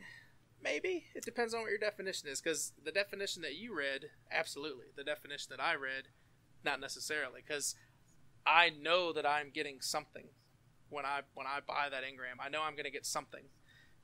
Okay. And then you get, into the dicey area of value, but I can't make a definition of value en masse. That's not my place. It's not your place. It's not anyone's place. That's down to the individual, I don't know. I mean, I again will double down here and say that objectively you can say specifically what has value in a game experience. You can. I think you can. You could take a poll and ask, and anybody will tell you. Sure. Somebody throw a game at me just right now. Any game. What are we talking about? Dance Dance Revolution. Dance Dance Revolution. If you... I had to. That's actually a really hard one. You had to give me a curveball. I don't know. Let's say specific songs that you wanted to hear. Okay? If you did something current, something that's at the top of the charts or whatever, you can objectively say, because it's a popular thing that people would want to hear, or that statistically have been proven to want to hear, that has value. You would put that in the game, and people, for $1.99 could add that to their game or whatever. Mm-hmm. That has value objectively. You can agree. Sure. Yes. So we can establish what has value right there. If you throw in something like if I recorded a song, that was just me on a keyboard or something like that, objectively that would have no value for the majority of people. Me as an artist that would make that, even if I thought it was perfect and I shit gold out on this keyboard and thought it was the best thing ever, objectively, for the market that I'm putting this into, it would have no value. And anybody could agree with that. But, I mean, that's not how they package it. They package it, hey, you buy a song for $1.99, you're going to get a song. That's right.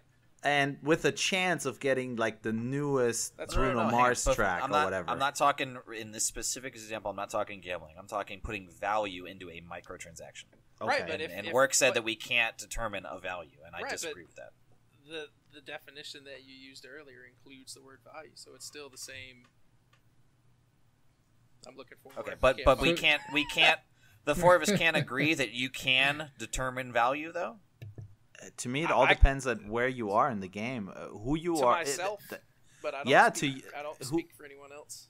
Right, and who are they to know where you are in the game, what you could use, what you couldn't use? Well, and most of the, as far as I know, all my experience, they are very transparent in what you are getting.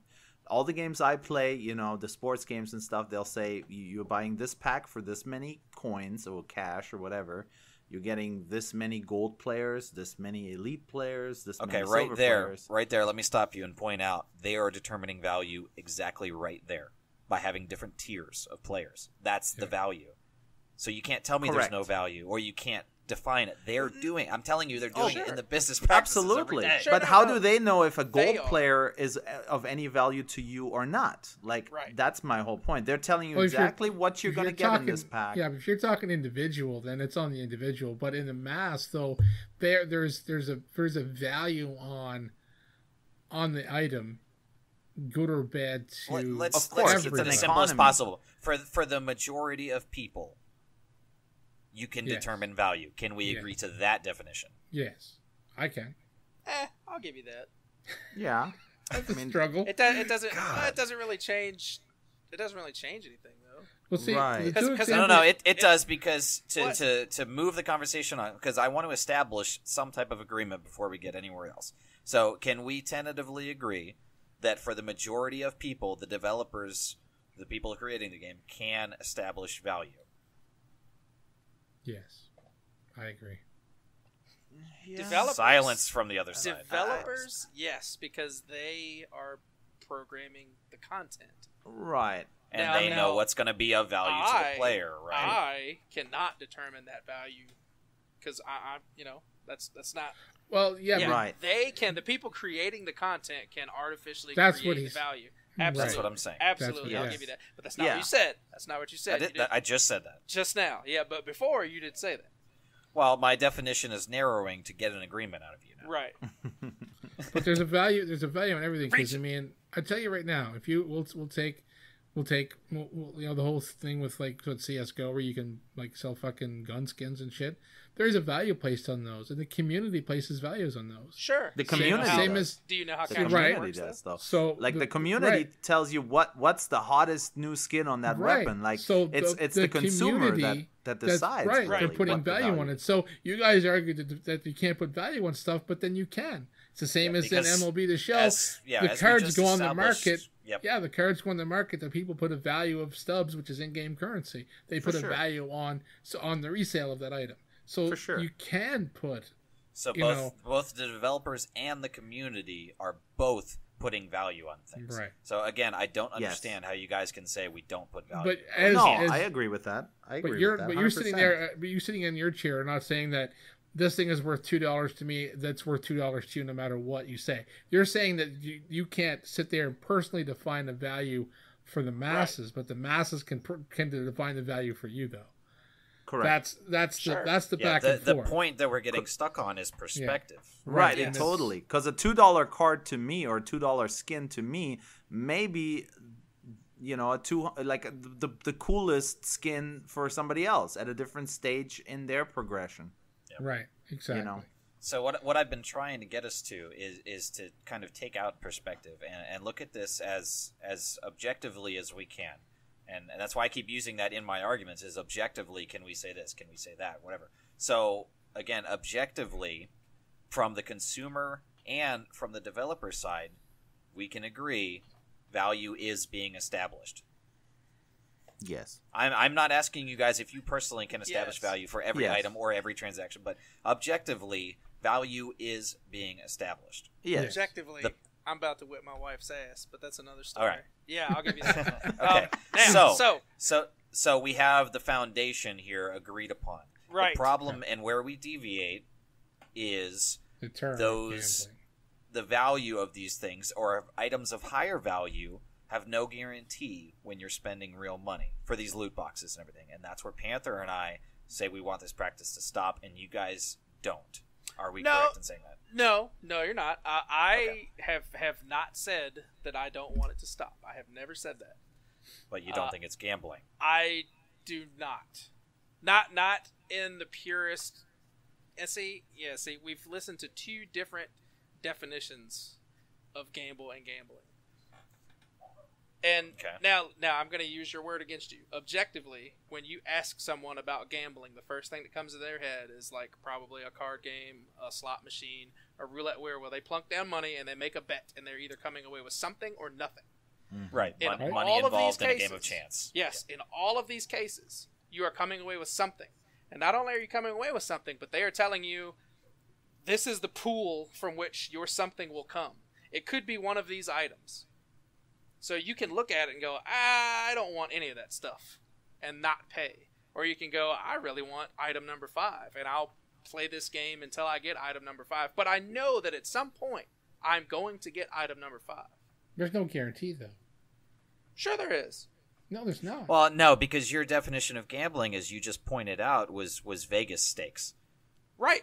And objectively... Now, Vegas stakes is different from virtual gambling and what we're talking about because... But, as you said, go ahead. Perspective and objectivity, if you ask the average person about gambling, that is what they are thinking about. You have to gotta explain it to them, that's and you not get it to the a discussion point. we're having, though. It is. No, we're talking about virtual gambling. You're asking me if microtransactions and loot crates is gambling. That was the base question. Is it gambling? When I say gambling, I think Vegas. And objectively, en masse, people are probably going to think the same thing, yes or no? But that perspective's changing. But that doesn't change the definition of is. gambling, though. Right. And when you read that definition of gambling, is it applied to video games or is it applied to gambling as most people know it objectively? That's the problem. I mean, exactly. It's semantics. It's semantics at this point. Right. But I'm not saying that it's a good thing. In the broad spectrum, the thing is, like you said, how you can, in other words, there's the pool of things. If you keep buying, you're going to get it. That's not true.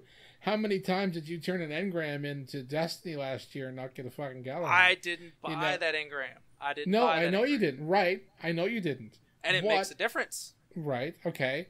But the microtransactions in Destiny and Destiny 1 was you could buy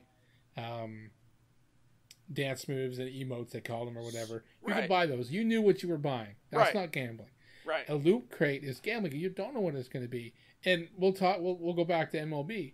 You could spend $1,000 and buy packs and open $1,000 worth of packs and never get a Mike Joe card.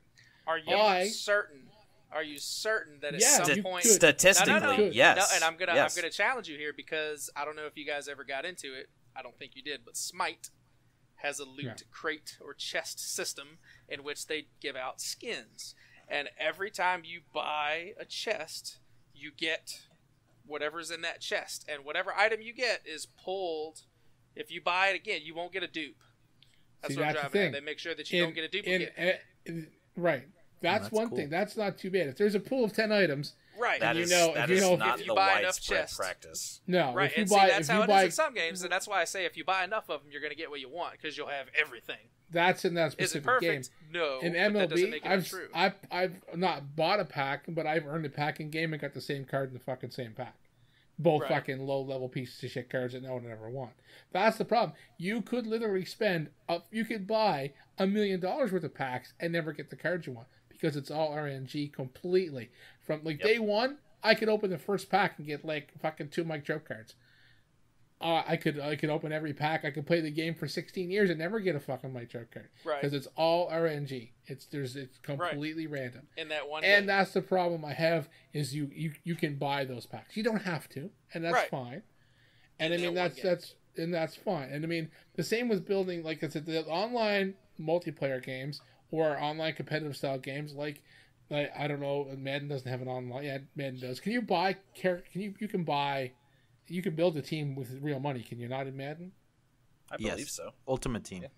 You can buy. So if I wanted to play on Ultimate Team and I wanted to build a team from scratch and I didn't want to spend any money, I'm going to have a lot of fucking low-level piece of shit players in most cases, unless I get lucky in the full pack pulls, because you earn packs in game, right? You can earn them without buying them all. Yes, you earn them, and you earn players by playing, solo challenges and things like that. Right. So there is a path. There is a path. Right, but then there's also the guy sitting there with a really fat fucking wallet or mommy and daddy's credit card. Right. And they can buy everybody and have a stacked team. So how is that fair for me to jump online day one with a lot of level 67 players and he can jump online with a lot of level 100 players and smoke my fucking ass from top to tip? And then where's the fun for me? I just paid $80 for this game, the same that he paid, but then he bought the hubcaps. He bought the steel wheels or the chrome wheels without the hubcaps, but I couldn't afford them, so what's the point of me buying the game? But I still go back to the game. That is just one mode within. Right, but I bought the whole fucking game. I paid the $80 fucking for the whole game, but yet I'm getting fucking screwed over on the online because I don't have disposable income to spend $300 on the fucking best players in the game. That's my one big problem with microtransactions. But the object of the game within the game that we're talking about now, that this game mode, this isolated game mode within the game, is to build up your team. Now you can do so by grinding, challenges, or you can expedite that process by throwing down some money. How is it fair? Is that the only online Life's game not mode? fair. Guess what? You have a Corolla and a guy in a Ferrari rolls up next to you. How is that fair? That's not fair, but that's life. That should not fucking exist in fucking games. Is that if the only here's online game mode? Is there a game mode in which for you Ultimate can go play? Team? With that one specific team. No, you can play with. You can still play online head to head, versus somebody, right. but not with like a created team. I don't think. Right. That's the thing. If they want to do that, if they want to have it where you want to play with, you want to pick, you want to, earn and grind cards and get whatever, no matter what game it is, whether it's FIFA, Madden, or MLB, there should be a pool of fucking players in. Okay, you want to spend money? Well, you play with this group of people that want to spend money. Or if you're a broke-ass motherfucker, you can play with the rest of the broke-ass motherfuckers. Well, they have that. Problem. That's my thing. They have that. I mean, that's just... Not an Ultimate Team. Well, not in Ultimate Team. Well, exactly. That but I want to play... I want to play Ultimate Team because I like the idea of me getting to build my own team to go online. But when I go online, I get fucking steamrolled because the guy's got all level 100 players. Now, put yourself in that role. You're the guy that can't afford to buy the packs. Or even still, when you're talking about grinding, you're the guy who has like a fucking full-time job and has a fucking, no time to sit down and grind a game. He goes to jump online and he gets fucking steamrolled because the other side of the player has all the time in the world to play video games. What about That's the a guy different thing. Who has the time and the money to spend? It's he the money on YouTube, being... And he gets online and he comes up against the dude and he's like, "Oh man, shit! Sorry guys, this is gonna be another mundane game. I'm looking for some actual competition. This is why I came to this game mode. Just playing devil's advocate. He bought it and he's not using the other game mode because he wants to play this game mode. And I'm not advocating for it. I'm just looking at it. I'm just saying that's my problem with this whole. That's the pay to win aspect, but. Still, we're gonna turn it back. We're gonna turn it back to the microtransaction side and the gambling side because that's kind of where this discussion should really still be. Sure. See, to me, the thing is, if you want that Tom Brady card, for example, you want to play with Tom Brady. Basically, what you want to do is play with Tom Brady in Madden. There is a number of different ways to do that outside of Ultimate Team. Now, Ultimate Team is one specific mode, but you can still play with all these players. It's not like they're locking these players out from you being able to use them unless you spend money. You can do whatever you want with those players, maybe just not in Ultimate Team. You may not have this player yet, right, but you can play with Tom Brady. You can play against other people playing with Tom Brady. Yeah, I get all that. Where you can play head to head and you can play Ultimate Team without spending money, right? Mm-hmm. But it fucking destroys your experience if every time you log in and you happen to go up against a guy with $1 million fucking team because you don't have $1 million to spend on the game. I paid the same price that you paid for the game, but just because you can pay more, you get a better experience than me? Yes. That's life. Wow. That's going to life, the RC track, going with RC car. Okay, that's like me going into the Dodge dealership and buying an $80,000 car. You walking in buying an $80,000 car, but instead, they give you fucking bigger engine and bigger tires and everything else. Oh, but life's not fair. No, because your car's not the one with the bigger engine is not $80,000. That one was $120 because you paid $80 for the base model and then another $40 for everything else. But how does you having a $120,000 car over my $80 affect the way my life is? It doesn't. You drive down the road more expensive. Each other, it does. Well, that's what it is. You're racing against each other. Then it's an unfair race, though. It's Madden Of course, it is. That's why they have. Hang on. That's why they have different classes and everything. Yeah, that's what I'm saying. It's not putting every car that's available in one bracket. It's like a weight class. It's a weight class in boxing. They don't put a fucking 260-pound heavyweight in against the 100-pound fucking flyweight. I'm reining everyone back in. I'm reining us back in. I'm going to issue a small blanket statement about this, and then I'm done. as long as the microtransactions are not equated to pay to win, I don't necessarily have a problem with them. If you want to make your Guardian look like a purple unicorn fart, be my fucking guest. Yeah, me too. I can do it if I want. I don't want to. I'm not ready to say that it's a, quote, problem yet. Am I concerned? Yes. Is this something that I'm going to watch closely? Absolutely. That's pretty much it. So nothing on the gambling topic we've had for 30 minutes. I concede some of your points, but I still stand where I was. I don't until the definition is morphed, I gave you so the definition. Speak. Well, I know, but until it is. In other words, you're saying if you were inclusive of video games and things of that nature, you would call it. I'll jump on at the SS Baker and we'll go throw penis cakes overboard all day long. But we're not there yet. Say if it's you would turn this into you would agree to the gambling term 100% if I said you could buy a loot crate and it could be opened and be empty. Yes, because I am paying money and I am getting something. Mm-hmm. Okay. And in my mind, I understand the similarities to saying like, oh, I'm playing a game of chance, I'm taking a risk. Like I get it, I get the irony of it, I get it.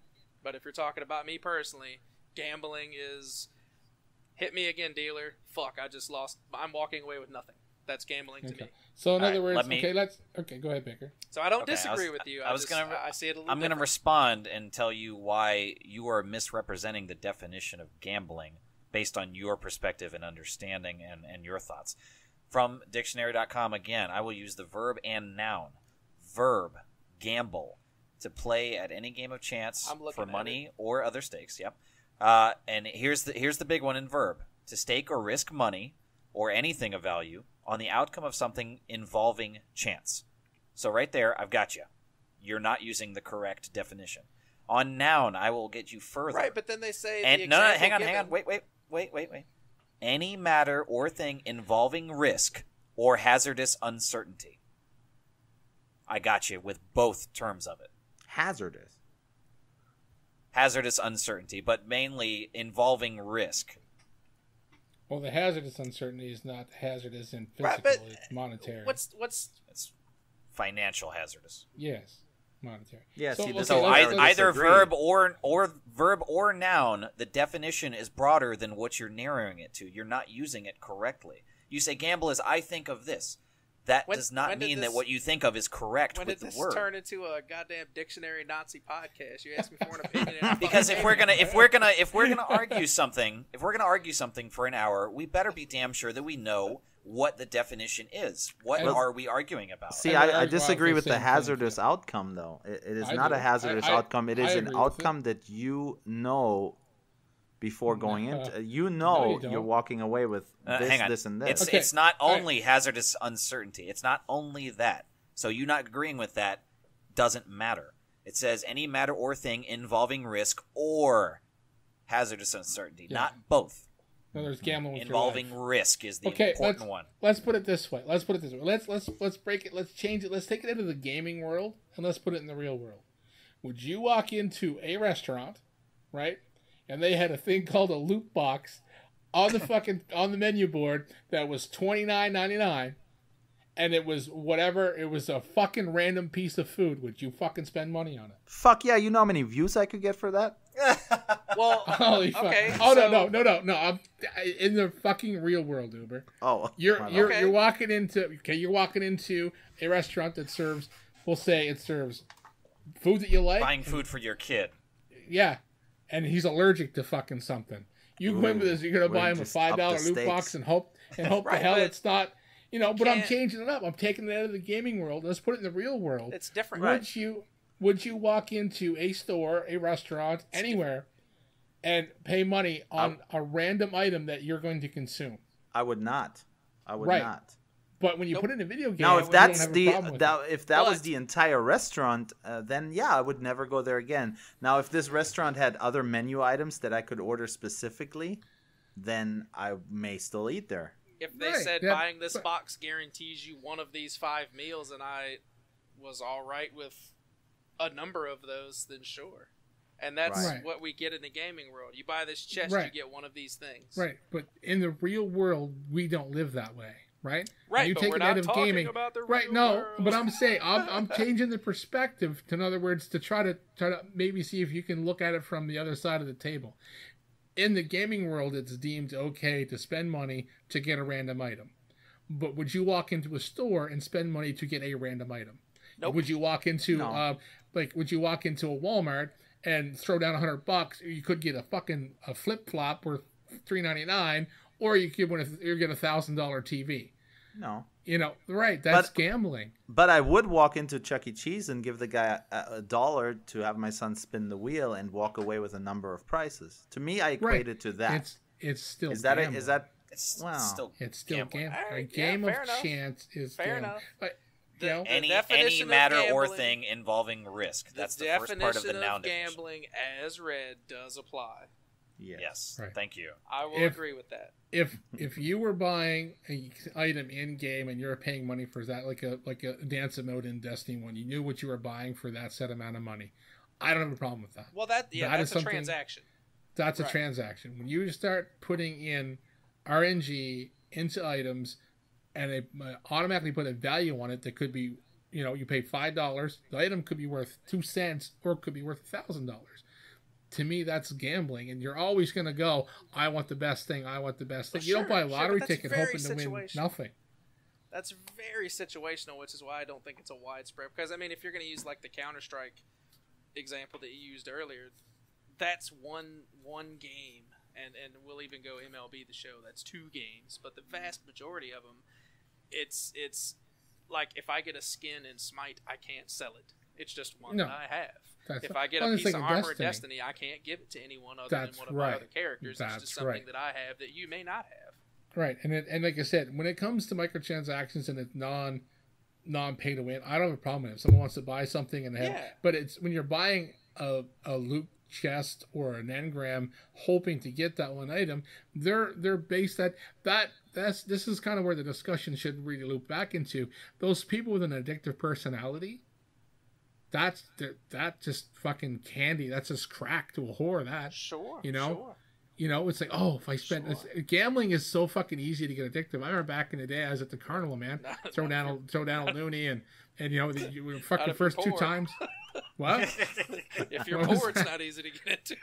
Yeah, well, if you want to eat. Yeah. But I mean, like that feeling of, oh, one more time. Sure. It's so easy to get into, and I mean, it's not just addictive personalities. I mean, anybody can be sucked into that really fast. Yeah. And this is where the gaming industry is kind of turning. They're like, oh, if we put in, microtransactions are great. You want to buy a purple hat, you buy a purple hat for $1. If you want to buy, this or that, it's one thing. Even the pay to win, whatever you're buying, you know what you're buying. But to turn it into a random chance of an item in a loot box, that is pushing the boundaries of actual gambling. The emerging evolution of what we're seeing in gaming is it's moved beyond microtransactions into gambling now, in at least one form of it. Right. So this article, it uses the Wikipedia definition. I don't like that. Yeah, it should.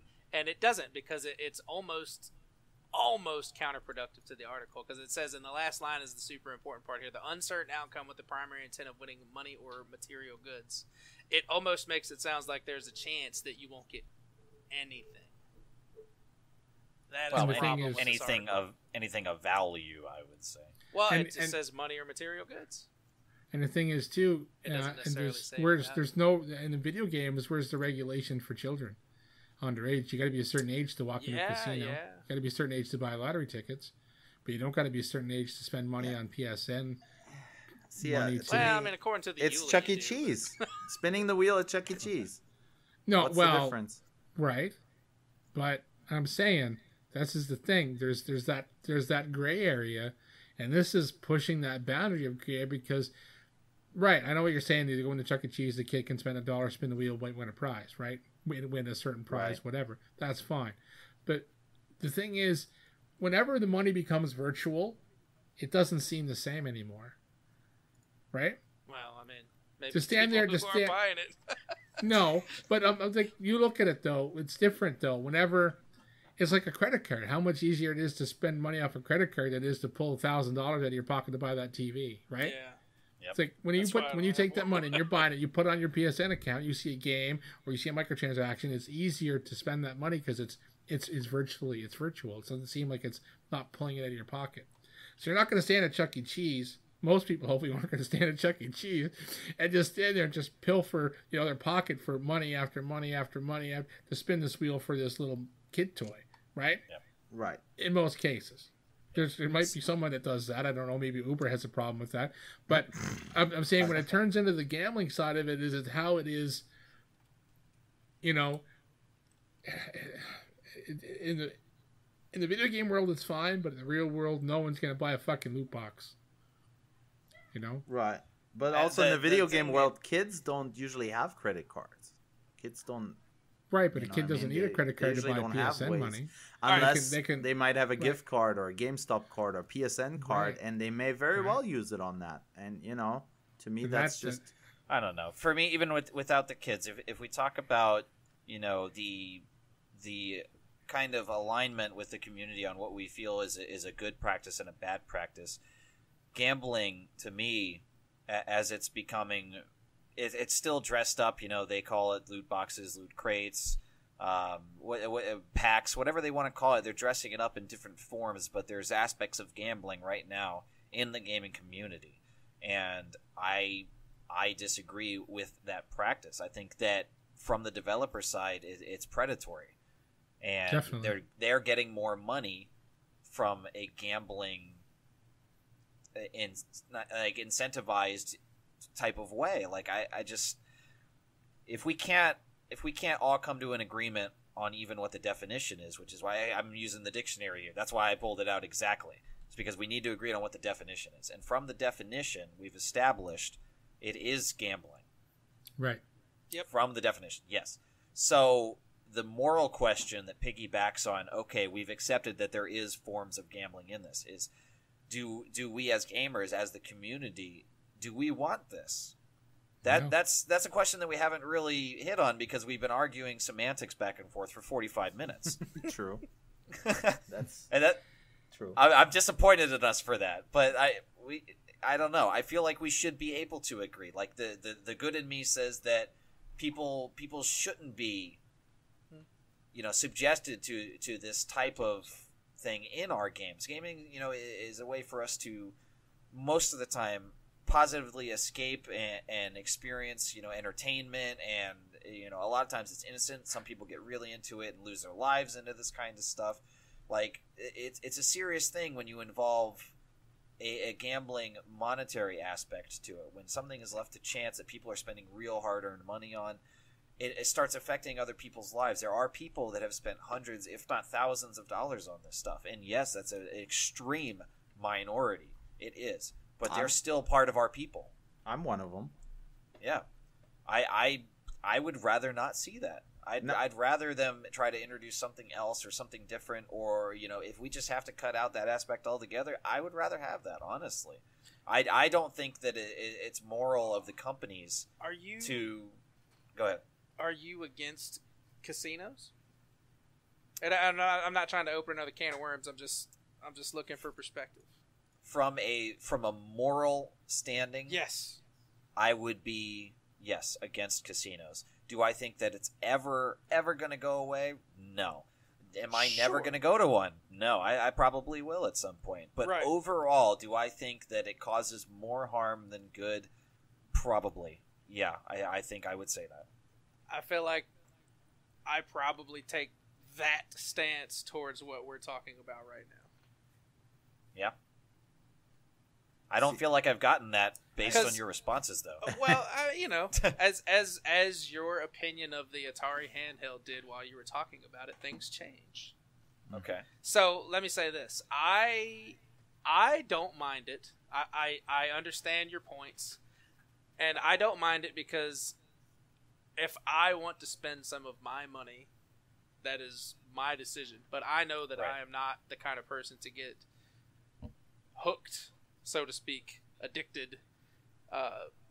I've never been to a casino, but I'm smart enough to not go in there and drop my entire retirement. I'm just not that guy. So this quote problem that may or may not be here now, or whatever shape that it's in now, doesn't directly affect me. And that may be selfish to say that I don't mind it so much, but it is what it is. I guess. I can definitely see the other side of it, though. I can definitely see how it could be, and probably is, negatively affecting many, many, many people. But as callous as it is to say, what do you do? It's the same thing with a casino. What do you do about it? Like, is it ever going to go away? Probably not. See, I agree with you on the casino. However, I do think it should. I do think it's fine in video games, because that's just my opinion. I believe that a lot of here. Okay, let's change it. Let's say Frank on down the street plays the same games you play, right? And buys packs. Then he can't feed his family, right? Is it a problem then? Not for you, but is it a problem? Of course. Then of course. Exactly. And this is where this is the big picture, right? This is the thing. It's so easy to do. It's so easy to spend the money. Gambling is so fucking easy to do. It's ridiculous. It's one of the easiest things in the world. And at $1 or $2, a pop, it seems like nothing, but it'll add up. Yeah. I mean, I'm not saying that. I'm hoping there's not a lot of people out there that are playing, gambling in video games, that they're, buying packs in MLB that they can't afford to eat. I'm hoping that isn't the case, but the potential is there. And then once it becomes kind of like accepted in a wide stance, everybody's going to do it, right? It's kind of like possibly. But my thing is that if there's a chance of people losing the things that they hold dearest because they can't be responsible, I understand it's not the developer's role to make sure that people are responsible. But I think the developers need to take a stance of they're building something. They're creating something that people are going to experience. And within this experience, what is the goal? If the goal is just to make money, this is never going to happen. And obviously, as we know, businesses are like that. So this conversation may never get us anywhere. And even if the community hates it, it may never go away or anything like that. But I think that for me, I would rather see some type of moral standard and say, hey, even, if 0.5% of our customers are going to be negatively affected by this, some people out there, and again, in the extreme minority, are going to end up getting hooked to a system like this, and they're going to lose more money than they should. They're going to get a bigger bonus, the corporate guys, but somebody out there, Joe Blow or Joe Idiot, that's buying all this shit, he's going to end up not being able to make a car payment or something. Or not have health insurance, and then disaster strikes and he can't pay for something. Something stupid like this is going to be the downfall of somebody somewhere. And for me, I don't want to see that. No, it doesn't affect me personally because I don't partake in the practice. But the practice being there bothers me because somebody is going to be really, really fucking ruined by this. I don't like it. You want me to really get you fired up? Oh, no. How do you feel about alcohol? Couldn't a lot of what you just said apply to alcohol as well? I understand that it's not a gambling thing, but if we're taking moral high ground. Oh, it's the same as anything else. You know what I mean? It's the same but as anything, exactly. Like Panther said, anything. You can apply that to anything. With you. Drugs. There are people that are into porn dolls, and they might spend their entire life savings on McDonald's. Dolls. I mean, there's food. 100%. Yeah, exactly. I mean, it's nature of the beast. But it's like I said, it's the fact that this is encroaching on video games, and it's starting to become the norm is the sickening side of it. Because they see the money being made off microtransactions. So instead of paying $1 for the purple hat, you're now paying $1 for a box to potentially get the purple hat, but you could get a green hat. Then another $1, you get another green hat. Another $1, another green hat. That's the fucking individual issue, and that's where this to me becomes a gamble. And that is where the people with addictive personalities are going to have the problem. I mean, the whole pay to win, the whole ultimate team stuff. That's a whole fucking other kettle of fish, man. But it's still when you go down to brass tacks, it becomes, people with a gambling addiction. This is just another way for them to get that fucking money. It's another way, and it's showing younger people this too. A younger generation is now getting exposed to this form outside of okay, we're talking, the gambling at the casinos, buying lottery tickets sure. or whatever. So like, they're breeding a younger, the kids are going to get into this earlier, and then they're not going to see a problem with it because it's been going on since they were playing video games. Like paid DLC kind of became a thing because it's been around since we've been playing video games. Now let me ask you guys this: do you guys see this? If you guys define this as gambling, all these. Right. Do you guys see the government stepping in and taking this away? Because gambling's technically not legal in most states. Jesus, we don't need to get the government. Well, then you're talking about country. I'm just curious because then you're talking about country. Gambling is not allowed. I mean, you saw what happened to like those online poker sites and stuff. They were up and then boom. But then you're gonna get into the whole country thing because in Canada, there's certain different rules for different provinces, different states, different countries, different. So right off the bat, I mean, yes, if this becomes, it's been around for a long time. I mean, Ultimate Team, we're going on a decade. It probably hasn't affected anyone in a position to quote do anything. Exactly. If Trump's kid offs himself because he didn't get a blue hat, then he spent all of his allowance. They got all green hats, didn't get a blue one, and he goes and shoots up a school because of it, or hangs himself, or beats his mother half to death, or when something happens to the point where it becomes a fucking tragedy, and that's the problem. But to me right now, the way this is going, if a developer comes out and they take a hard fucking stance against this type of thing, right off the bat, they're going to catch my attention and they're potentially going to earn my money. Sure.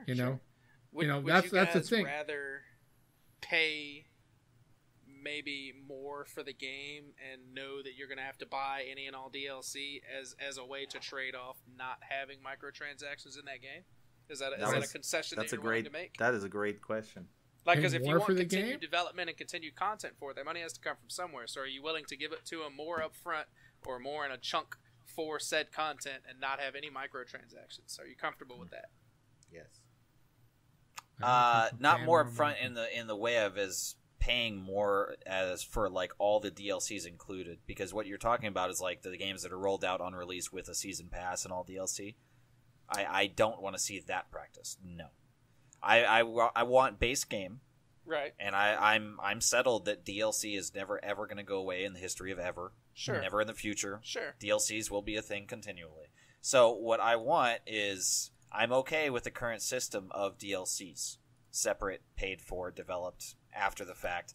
That's fine. It does suck when it comes to multiplayer and splitting the community, but I mean that's a negative thing, and okay, I don't want that to happen. No, but again, they have to have money from somewhere, and it makes sense that content comes at a cost. I understand that, and I can accept that even with negative connotations to it. But in paid DLC for single player games, don't sell me half the story and then expect me to spend 20, 30, 40 for that I have a problem with as well. But if I can get the full enjoyment out of the game, play the game, and play the story for my 60, 80, 100 bucks, whatever it costs to buy the base game, don't got a problem with that, and I'll pay extra for DLC. Because it's not even like microtransaction they're not a problem to me if there's a specific outcome to what they're buying. I don't do the practice. I don't disagree with it even being there, because if they want to do that, if it's cosmetic, then that's fine. So it's the loot crate system specifically. Specifically, it's RNG. It's paying money for an outcome that you're risking. If the only thing, if you're buying, and in other words, we'll go back to Destiny because it's something that's current. We'll say you're going to buy a helmet. You wanted to buy the level 20 helmet, right? And it was the level 20 helmet for you, me, everybody else, but it could be a different color. I kind of could waver a little bit on that, right? But long as you're spending the dollar on that helmet, and it's going to be the same level no matter what color it is, I kind of don't have a problem with that point of it. But if it could be a random color, oh well, right? Because in Destiny, it's a first-person fucking shooter, so when do you see your own character very often, right? But I'm saying, if I could get away with that point of a color or, something being different, but as long as the level and everything's the same, I don't really have a problem. So there's cases to be made where an RNG style could work in a loot crate, but just being, here's a box, it could be a fucking sneaker for your hunter, or it could be the best exotic weapon for anybody, and it's $1. Well, that's fucking crazy because the people are going to spend lots of money to win. I think all three of us stand firmly against Uber, and that we don't like pay to win. Like I'm all in that camp. But but the loot crate system, whether it's all cosmetic, loot crates shouldn't be cosmetic anyways, right? Loot crates, you shouldn't be buying loot crates. If they're not going to be cosmetic, what are they going to be? Then? That's what I'm saying. I guess I should refer. Loot crates should not be a purchasable item. It should be cosmetic. Should be a transaction. Everything that's RNG loot crate style should be earned in game. Right. No, I'll give you that. Yeah. Yep. So I'm not arguing against abolishing microtransactions. I don't care as long as they're cosmetic. Because you're not going to ruin the game for other people with a cosmetic item. Right. So, like what Panther's saying is you should not be able to buy something that could give you what would end up being game-breaking for somebody else by ruining their, So, for me, just the single stance that I have that I'm firmly against is the idea of a chance-based loot system. Yeah. Or pack system or anything like that. I'm firmly against it 100%. Don't want it. That you pay for. Yes. Because engrams that I earn by playing the game are also that's RNG. different. Yeah. Uber, any final thoughts? Oh boy. Yes. We're over 2 hours, boys. I know. Yeah. No, I mean, agree to disagree. I mean, you guys, there a lot of valid points. And you actually, Baker, you turned me around on a few things. He's never coming back. I'm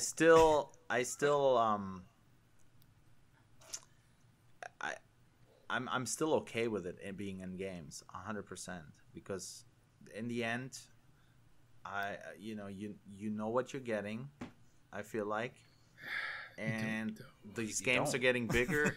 Well, to an extent, you know what you're getting. I mean, when you're talking in specific games, there are some stances where you do know what you're getting. If there's only 10 items that could come out of this, that's an example of you knowing what you're going to get at some point. You're correct in that. But what you're talking about, your stance that you're saying you're okay with, that's not all the cases. There are cases out there. So we're talking the broad stroke of gambling. Panther and I don't agree with it. I think work is okay with it in some forms.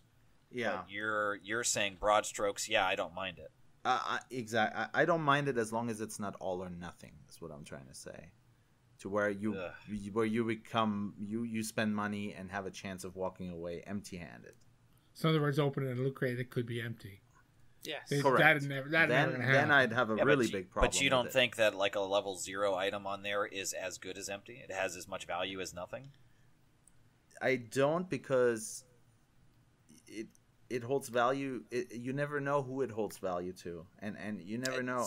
I mean, I always equate it back to my sports games because that's all I know. Yeah, and, right. Right. A 60 rated overall player. You know what? Somebody out there, that's his favorite player, and if he pulls that player out of a pack, that might make his day. You can't put the value on it for someone else, but you can put a value on it for yourself, right? Correct. In other words, so you open a pack, you get 6 cards, all 6 cards are level 60s. You're like, fuck. That's a gamble, man. You just wasted that money on those 6 cards that are no fucking good to you. Even if you get a level 68 player, or level, say the highest level is 80, you get a level 79 player, you might hate that fucking player. I would put that player on my fucking team if I was paid. Well, then you just equated value to it, and it becomes a negative outcome, and you spend money. To myself, so it's almost like So it's almost like going to Vegas, spinning the wheel, walking out the door because you put on black and it turned up red. Technically, yes, you still had something, but it has no value to you, right? Yeah. But you don't really walk away with anything there. You know, I mean, you understand where we come from. Okay, but in your game scenario there, you don't walk away with anything either if you get a level 60 character or player, right? Because I get a 60. You're not going to use them. Oh, no, I will. I mean, that's the thing. You would use a 60 over like a 99? You can use them to trade them in, for example. I mean, we're talking now real specifics here with the games right. that I play. Yeah, you can like still I'm use saying, these players. Right, and in that particular you trade them in case. for more points towards getting another pack, though, right? It recycles. Right, or other players or whatever it may be. You could trade them in for other items. Yes. So it could possibly just continuously be negative for your entire experience. It could be. Yes. It could. That's be. why I disagree with it. I'm not okay with that. You're adequating it to that one. You gotta look at the broader side of it. I understand that. Right, someone could get a card to be their favorite player. Who cares what level he is, and be happy with it. That's fine and dandy. But the fact is, that kid could spend he could spend his whole Christmas money, $100, buy packs, and constantly never get the player he wants. Whether he can trade them in and eventually get that character is one thing, but it's the random chance of spending money. It becomes it is gambling in a sense, because you could potentially walk away with what you want. Now here's the thing, though: you are buying these packs, loot crates, whatever. You tap on them to open them. They have a cool exploding animation, whatnot. Would you guys agree that is part of playing the game? Now you are playing the game. No. See, I mean, you guys are talking. Maybe you guys are thinking just gameplay, running around with the gun and shooting. But wouldn't you agree that opening crates could be a part of the game? Now you're actually playing the game, so you are paying to play the game. Technically, but I don't see how that takes any form in our discussion, though. I mean, technically, that is a gameplay aspect. Right. Yes, so you're but paying how does to that play bring the us game. Anywhere? Well, no. You're not paying to do that. Not in that example. You're spending extra money for what you're saying is it's a gameplay mechanic, right? That you're spending money on, but it's a part of the game, and you may very well do this in a game that you downloaded for free. Now, see, I look big. I know games are not cheap to make either. No, God, so no. when I download a free game on my phone, I don't expect them to make a game just for me to play for free. And they're, the developers, I know they have families and stuff like that too. So I get that they're gonna put something in there to earn their to make their money back from developing this game. And I get no problem with that. If I buy the game or I download this game and it's free to play, that's fine. I'll play it for free. But when it becomes a game where it's online and the only way to play it is online, like that golf game, and you're forced to either spend money or wait 3 days to be able to play the game again, that's where the problem comes in, because where's the fun of waiting 3 days to play the fucking game if I like playing the game? It's specific game to game. It's not like we can say every game is the same. We could have that discussion for hours about mobile games. Right. But I'm talking about putting in a gambling style mechanic into games in the broad aspect of it. Not looking to break it down to one game or another. We're talking about putting gambling aspects in video games. Yeah. Are you against? Yeah, no, what you're doing is you're taking that broad question and you're saying, well, there's one specific case where this would be okay, so I don't have a problem with it. But you're narrowing it down to one possibility that you're okay with, not broad spectrum, like, as a practice, is this okay? And I don't know. I am unsatisfied that I can't seem to bring you around to, like, yeah. I don't know. You seem to pick out one single thing and, like, yeah, I don't know.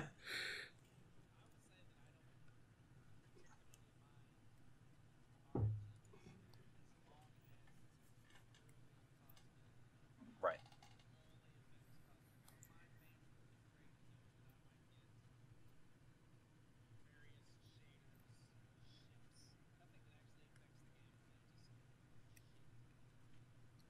Yeah, and that's a specific aspect of it, yeah, but I don't know. The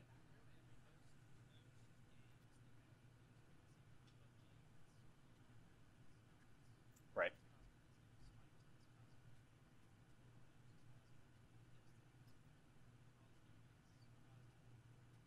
I don't have a problem with it, but it's the randomized system. Like, in other words, like we said, we're breaking it down between microtransactions and loot crates. Is microtransactions, if I go to buy that purple hat, I know I'm buying the purple hat. If I spend the same money on a crate, I could get purple boots. Well, I don't want the fucking purple boots. I want the purple hat. That's where, that's the kind of the thing where it becomes The problem is because then, well, how much money am I willing to sit here and spend to get that purple hat, and I keep getting fucking purple shoes? Well, that becomes gambling, right? And that's the point. I mean, if they're going to put microtransactions for cosmetics, just put, here's $1 for a fucking purple hat, here's $1 for green sneakers, here's $1 for, orange gloves. I fucking do it all day long. Here's $1 for this funny dance move. Fucking be my guest. If you want to spend that money. Here's my final final piece that I'll put in here, and then I'll wrap it up. And if you guys want to have any closing statements, you can do that as well. But my final thing is that when we talk about value and the idea of value, we can get very philosophical with it. And obviously, it's different for everybody that's out there. Different items will hold different value, as Uber stated. You could get a low rating player, and it could be somebody's favorite. That's going to have a lot of personal value to them. Any item that's put in the game will have value to somebody. We can all agree on that. So when you go beyond microtransactions, and as a developer, you create a system that says, you might get this, but you might not. Either way, we're going to get our money. For me, that's predatory. I don't like it. So Uber can say that it doesn't affect him, or that he doesn't mind the process or whatever, but there are people that are affected by it. There are people that, like I said, can't make a car payment or lose their health insurance because they were late, or they're late on rent, or whatever, whatever the case may be for that specific person. I know somebody is out there being affected by this, and it's going to be an extremely negatively impactful part of their life. I don't like that, and I don't think that should be part of gaming. I feel like gaming for all of us is such a deep part of who we are, how we've been influenced, and things that we're going to pass on in our experiences to our families, or however we do it. Gaming is a huge part of our lives, and for all of us it's been positive, or else it wouldn't still be here. To introduce an aspect that I feel is inherently predatory instead of just a simple A and B transaction, for me, I think that's inherently bad. I think that it's predatory. It's bad for the gaming community. I think that it's a real shit move, and not from a personal, I'm going to be affected by this, but from I guess a broad spectrum moral standard, people are going to be hurt by this in some way or form, or it's going to ruin their experience with video games, and I don't want any of those things to happen to people. So I disagree with the process. As much as we've gone back and forth and talked about multiple different things within this, for me, that's what it comes down to, is that this is what I feel like is a predatory process that people are going to be negatively affected by. And I don't like the possibility of that in what I feel is such an important positive aspect in my life and for a lot of other people. So I will end with that. If anybody wants to respond, you do your thing. I only have one thing to say. I couldn't have said it better myself. Thank you very much. I'll take the ribbing and the shit talk out of it. That's exactly it. That's the fucking point right there. Okay. Work, yeah. Uber. Any final statements?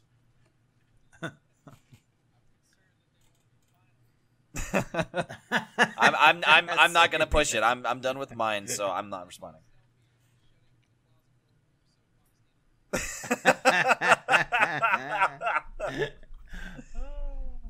Gladys the Baker, 2020 election, just saying.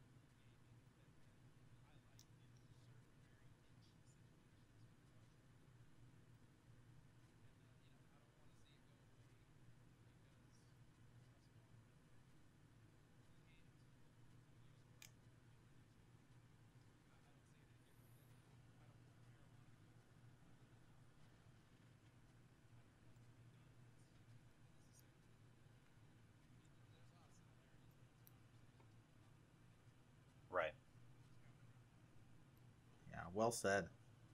Okay. Well said. Uber, anything to add before we end it? I mean, yeah, agree to disagree. I, to me, as long as it doesn't, as long as that is not the entire game that we're playing, I'm 100%. And even then, I'm okay with it because, work says, you can't possibly hold everyone's hand. Like, you just, I mean, you can relate this to so many other things in the real world outside of gaming. And to me, I do believe that some of these microtransactions have made a lot of the games that I play, that you guys play, a better product in the end. Games are not cheap to make. They cost a lot of resources. I still think gaming as a whole is one of the cheaper hobbies you can have when compared to other things. Obviously, hiking is a bit cheaper than gaming, but there's other hobbies that you could have that would cost a whole lot more money than gaming does. So to me, I'm okay with it. I'm okay with pay to play. I'm okay with paying to win in certain scenarios in isolated game modes within the games. I'm 100% fine with it, and yeah, that's all I got.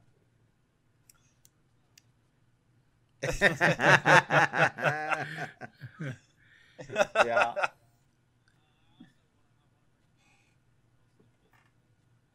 100%. 100%. Yeah, of course. It's been a good discussion. Yeah.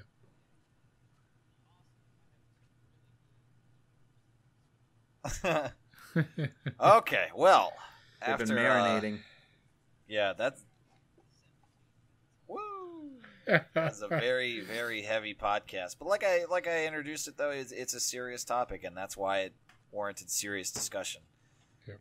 Let's talk about religion in video games next week. Oh, Jesus! Oh my God! 5-hour podcast. Don't even get me started. No, me either. Me either. Yeah. Anyways, if if either of the two of you listening have made it this far, I commend you. You earn a well badge. done. You earn a 4-player co-op badge. Yes. Actually, you earn the chance of pulling a badge. You want a loot crate. You need a 4-player co-op loot crate. At the top of the line chances you could win a 55-gallon of lube. Anyways, yeah, thank you guys so much for listening. If you have been with us here until the end, of course, everything that we've talked about has been linked in the description of the YouTube video. You find us on SoundCloud, YouTube, however you can. And thanks for listening, guys. Really appreciate it. It's been a great podcast, I think. I'm happy with all of it, except for I still feel unsatisfied not being able to pull Uber quite all the way over. But there's nothing we can do about that. We agree to disagree, excuse me. And he's still a halfway decent guy, I think. Yeah, halfway. It's a lot of We'll stuff give him half. voting against me here. Yeah. Yeah. We'll give you half. I don't know how you guys put up with me every 17 weeks. because every it's 3 weeks when you can make it. because it's only once every 3 weeks is the only reason we put up with you. That's the exact reason. But on the ending Because note, it's RNG whether or not we're going to get Uber on the podcast. In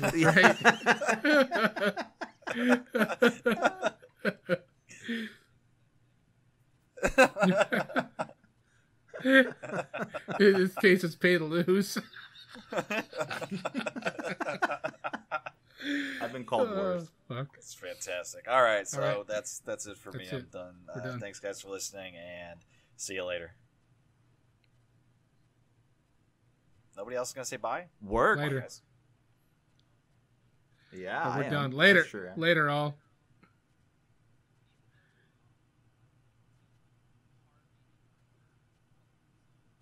There you go. Here. Bro.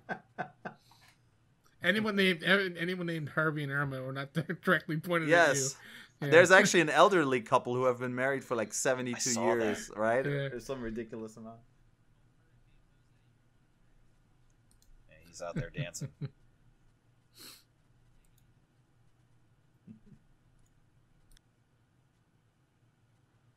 Uber never said bye. Peace out, homies.